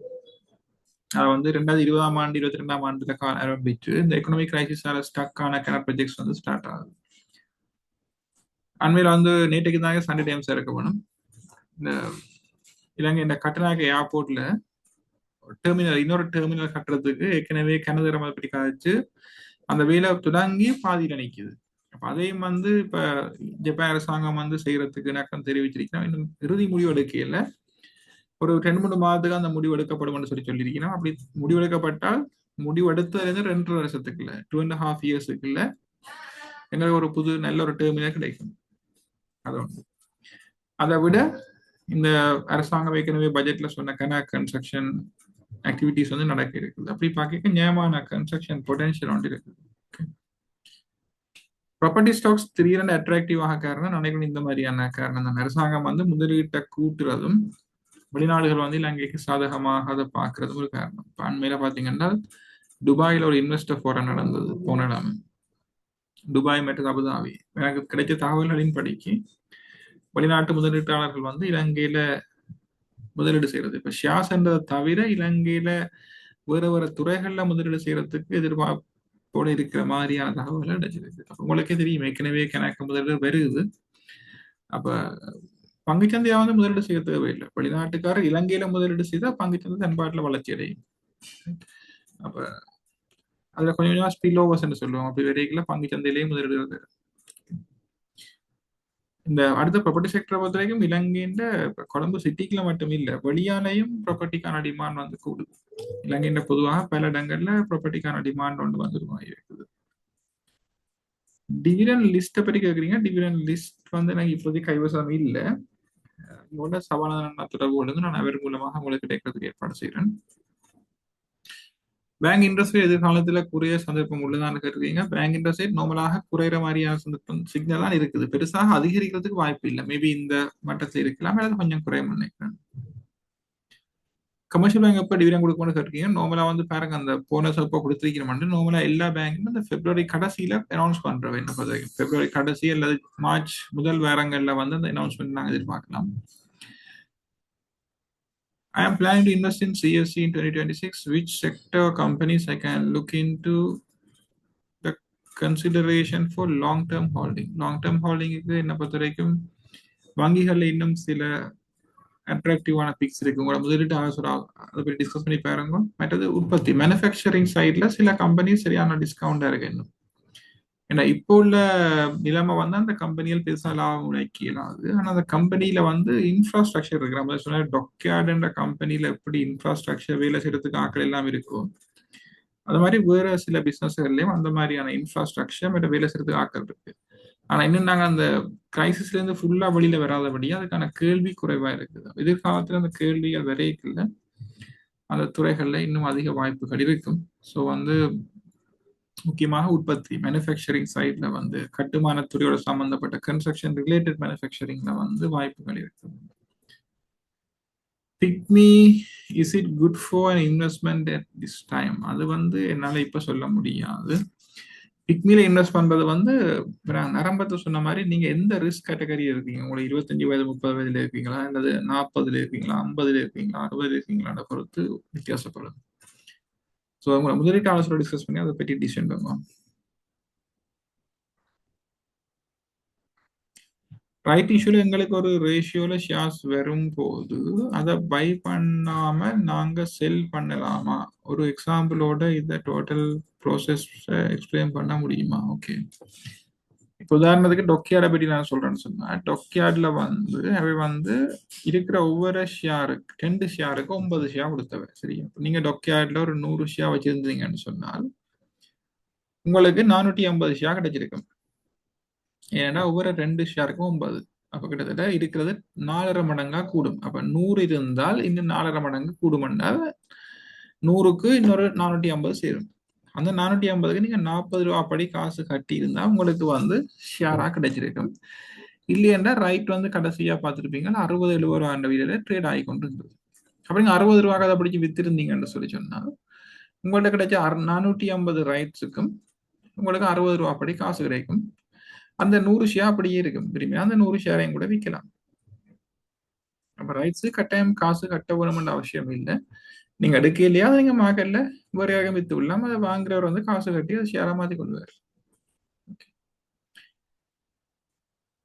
Do you have any recommendation to buy? அங்கதான் பிரச்சனை. அதான் ஆரம்பத்திலேயே சொன்னேன், இந்த நிகழ்ச்சியில கனவேர் பங்கு பெற்றீங்க. இதுல ஒவ்வொருத்தரும் வந்து ஒவ்வொரு நோக்கத்துல இன்வெஸ்ட் பண்றீங்க. அது எனக்கு தெரியாது. நீங்க யார் என்னன்னு கொண்டுமே தெரியாது. அப்ப நம்மளா இன்வெஸ்ட்மெண்ட் சொல்லி வரைக்கல உங்களோட முதலீட்டு ஆலோசனை இருக்கு. நீங்க யார் என்னன்னு தெரியும். அப்பதான் அவர் உங்களுக்கு சரியான ஒரு முதலீட்டு ஆலோசனையை வந்து சொல்லலாம். ஸோ வந்து ஜஸ்ட் வந்து நான் வந்து ஜான் கீஸ் எல்லாம் கமர்ஷியல் பேங்க் எல்லாம் வாங்குங்கன்னு சொல்லி சொன்னா அது நல்லா இருக்காது. ரைட். ஸோ வந்து I am very sorry for that. இப்போ யார் முதலீடு செய்யறது என்ன நோக்கம் வந்து சரியா தெரியாமல் வந்து அட்வைஸ் பண்றது அவ்வளோ ஆரோக்கியமாக இருக்காது. There's a news about another economic crisis could be subsequent years. Subsequent years, maybe. Shall we purchase in that period, please? Yeah, நீங்க crisis வரைக்கும் purchase பண்ணலாம், no problem. What about equity to share?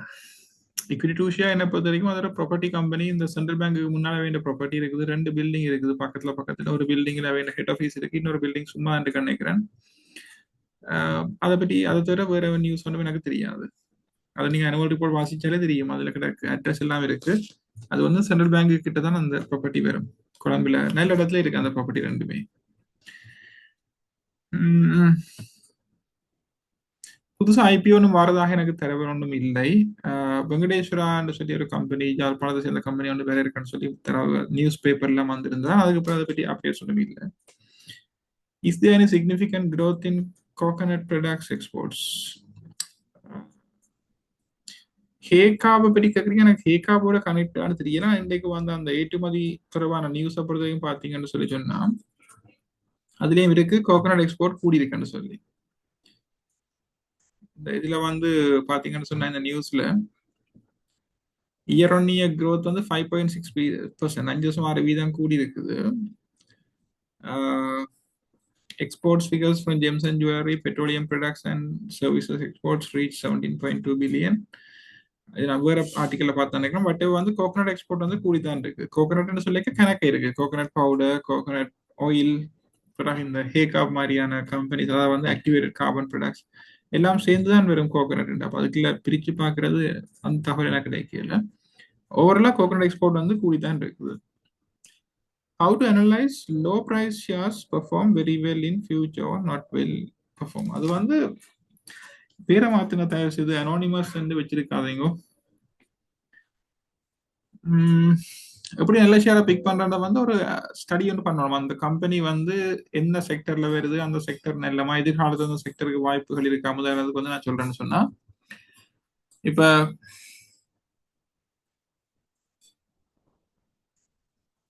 Coconut sector எப்படி கிடைக்கும் தானே. கோகனட்ல வந்து இலங்கையில் நினைக்கிறேன் listed company ஒரு 5-6 கம்பெனி இருக்குது.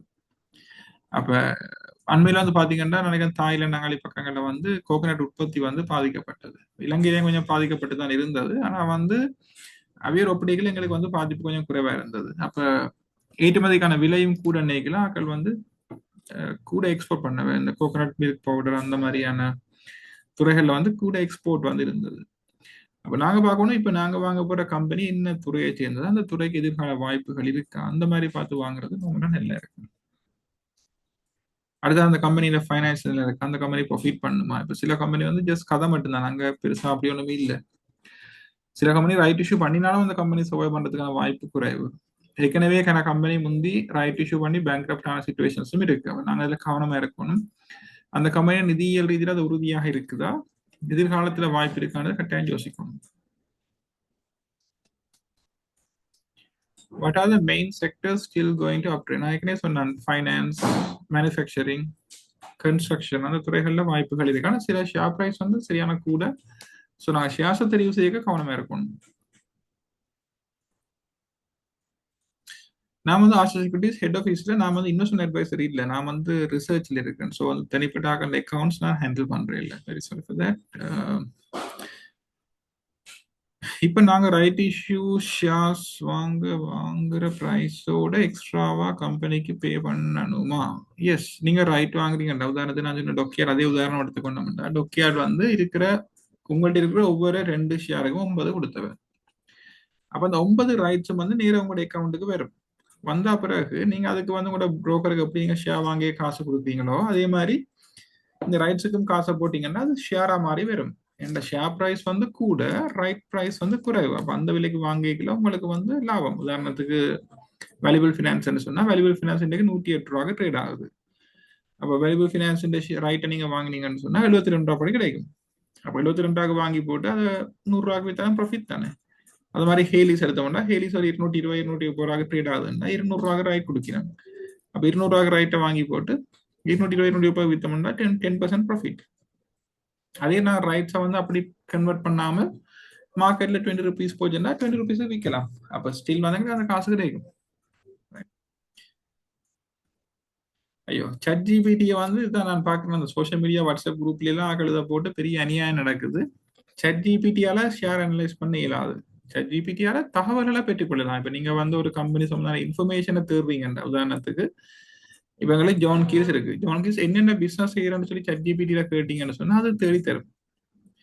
அந்த கம்பெனியோட ப்ராஃபிட்டா லொஸ்ஸான்னு சொல்லி சட் ஜிபிடி அவ்வளவு பெர்ஃபெக்டா இல்லைன்னு தான் நான் நினைக்கிறேன். பட் அந்த பிசினஸ் என்ன, யார் டிரெக்டர்ஸ், அந்த கம்பெனில என்னென்ன லேட்டஸ்டா வந்து அனௌன்ஸ்மெண்ட், என்ன பிசினஸ் இது எப்படி கனெக்ட் ஆகுது, அந்த மாதிரியான கேள்விகள் வந்து கேட்டா சட் ஜிபிடி ஓரளவுக்கு ஆன்சர்ஸ் கொடுக்குது. அப்ப எல்லா கம்பெனிக்கும் ஓரளவுக்கு இது ஒர்க் பண்ணும்.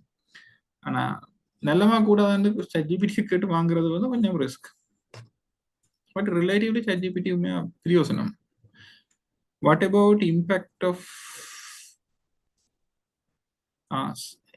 ஈரான் வோ நடந்தா என்ன நடக்கும்னு கேட்டிருக்கீங்க. ஈரான் வோ நடந்தா வந்து கொஞ்சம் ஒரு பிரச்சனை தான். ஏனென்றால் ஒரு குளோபல் டென்ஷன் ஒன்று வரும். அதாவது வந்து எண்ணெய் விலை கூட சான்ஸ் இருக்கு.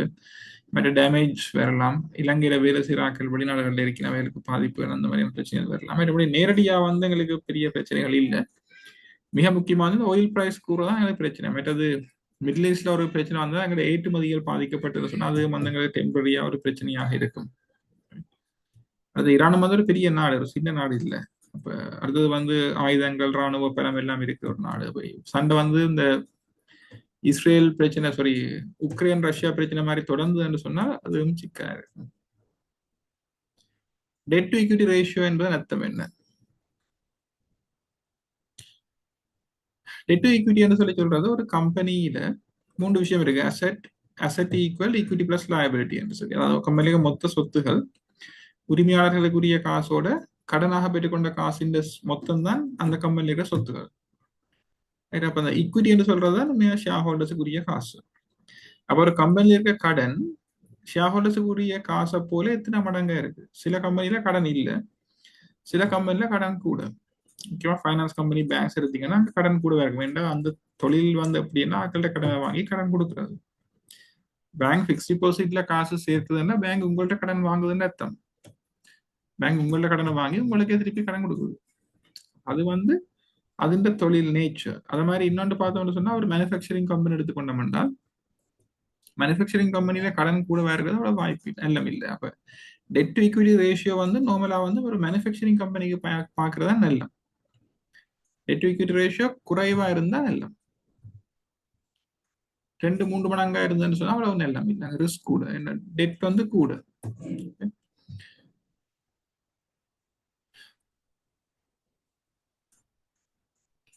Best company, what is the best company in ஸ்ரீலங்கான்னு கேக்குறீங்க.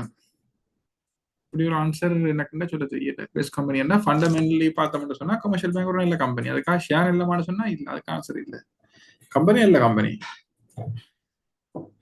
லாங் இன்வெஸ்ட்மெண்ட் பண்றதுக்கு இந்த கம்பெனி இன்வெஸ்ட்மெண்ட் செய்யலாம். ஏற்கனவே நான் சொன்ன அதே ஆன்சர் தான். வெரி சாரி, என்னால வந்து ஒரு ஷேரை இதில் ரெக்கமெண்ட் பண்ண முடியாது. தயவு செய்து உங்களை முதலீட்டாளர் சாரோட டிஸ்கஸ் பண்ணி அந்த முடிவு எடுக்கிறது நல்லது. வேறு ஏதாவது கேள்விகள் இருந்தால் நாங்கள் டிஸ்கஸ் பண்ணலாம். என்னுடைய ஏதாவது விஷயம் விளங்காட்டி சொல்லுங்க, நான் விளங்கப்படுத்தலாம்.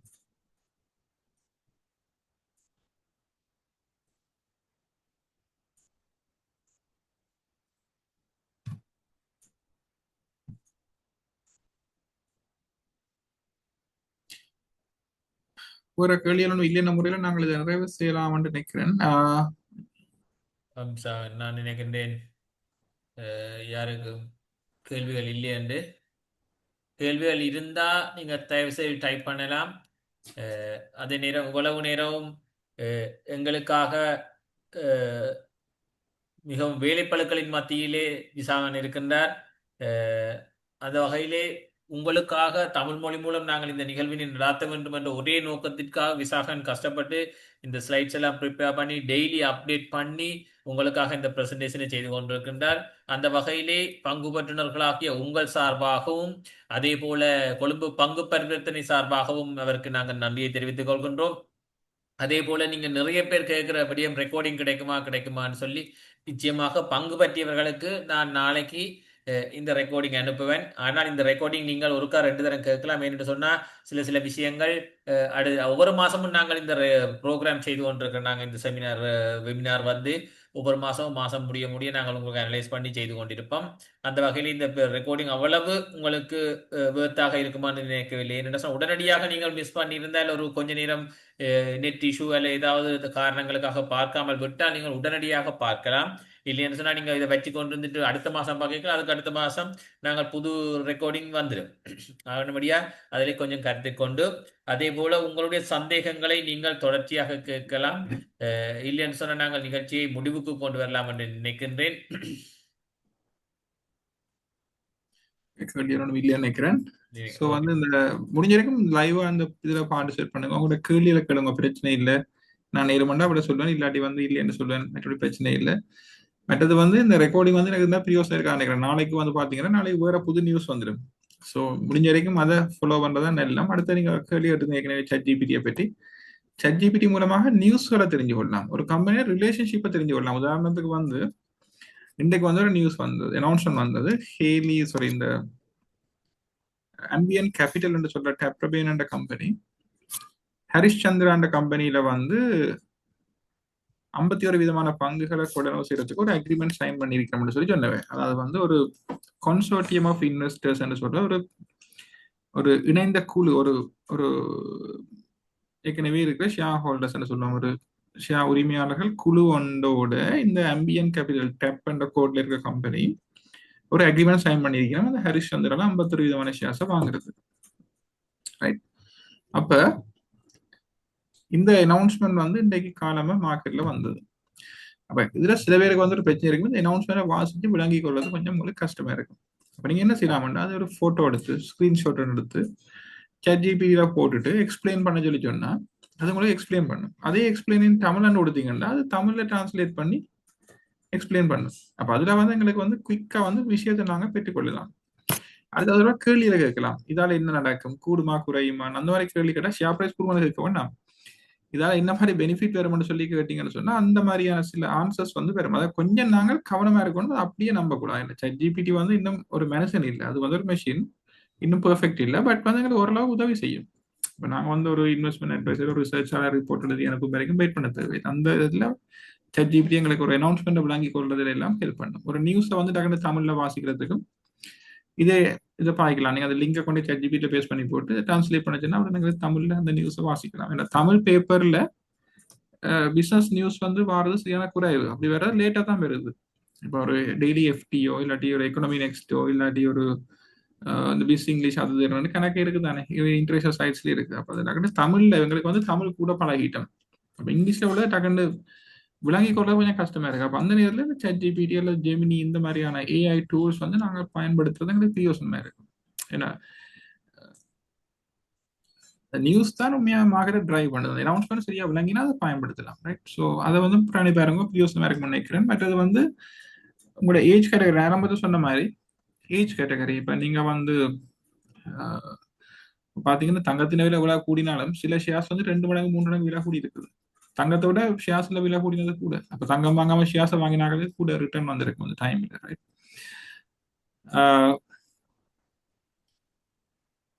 இதுல ஒரு கேள்வி வந்து என்ன சேனல்ஸ் நான் கூட நியூஸுக்கு பாக்குறேன்னா ரொம்ப நாங்க எங்கள்ட ரிசர்ச் தேவைகளுக்கு இலங்கையில லோக்கல் நியூஸ் எடுக்கிறது முக்கியமா டெய்லி மிரர், FT.lk ரெண்டுமே ஒரே விஜய் நியூஸ் பேப்பர்ஸ் தான்.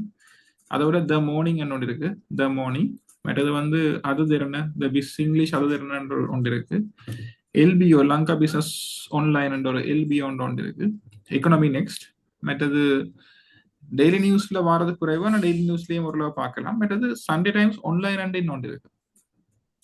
இந்த இதுகளில் வந்து கூட நாங்க பார்க்கலாம். அதை விட ChatGPT-லயே ஒரு கமெண்ட் ஒன்று போடலாம், ஒரு ப்ராம்ப்ட் ஒன்று டைப் பண்ணலாம், இன்றைக்கு find the latest news related to Sri Lanka அப்படி ஏதாவது போட்டிங்கன்னு சொன்னா அது ஓரளவுக்கு எங்களுக்கு நியூஸ் கதை பண்ணி தரும், சோர்ஸோட வரும். ஸோ அதை நான் கிளிக் பண்ணி ரீட் பண்ணி பார்க்கலாம். ஸோ அந்த சைட் எங்களுக்கு யோசனை இருக்கு. செல் செய்யும் போது பங்குகள் குறையுமா கமிஷனை விடன்னு சொல்லி கேட்குறீங்க. அப்ப நாங்க என்ன செல் செய்யும் போது பங்கு குறையுமான்னு சொன்னா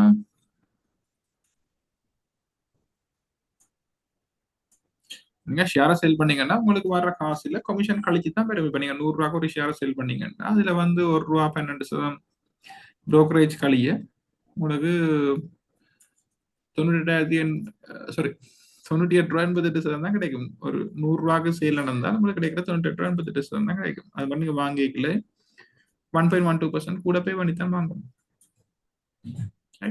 ஸோ ஓகே, நாங்கள் வந்து அடுத்த நிகழ்ச்சி நினைக்கிறேன் பிப்ரவரி மாதத்தில் ஆர்கனைஸ் பண்ணுவோம். ஸோ சபானா உங்களுக்கு இன்ஃபார்ம் பண்ணுவார்.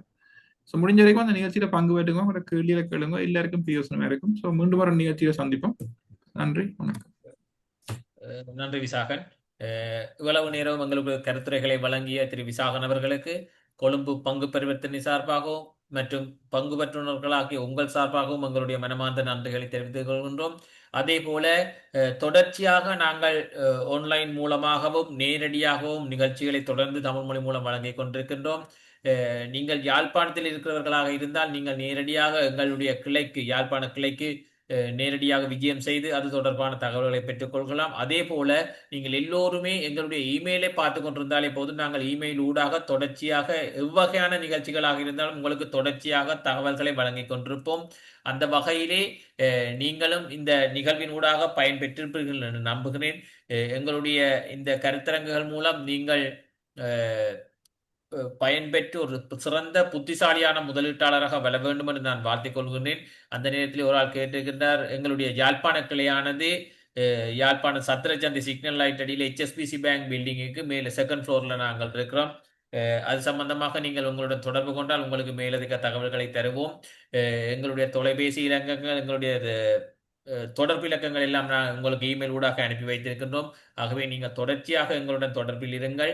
உங்களுக்கான மேலதிக தகவல்களை நாங்கள் தொடர்ச்சியாக வழங்கி பங்குச்சந்தை தொடர்பான வழிகாட்டல்களை நாங்கள் தொடர்ச்சியாக மேற்கொள்வோம் என்று கூறிக்கொண்டு உங்கள் அனைவருக்கும் நன்றி கூறி விடைபெற்றுக் கொள்கின்றோம். நன்றி, வணக்கம். நன்றி விசாகன். நன்றி, வணக்கம். தேங்க்யூ.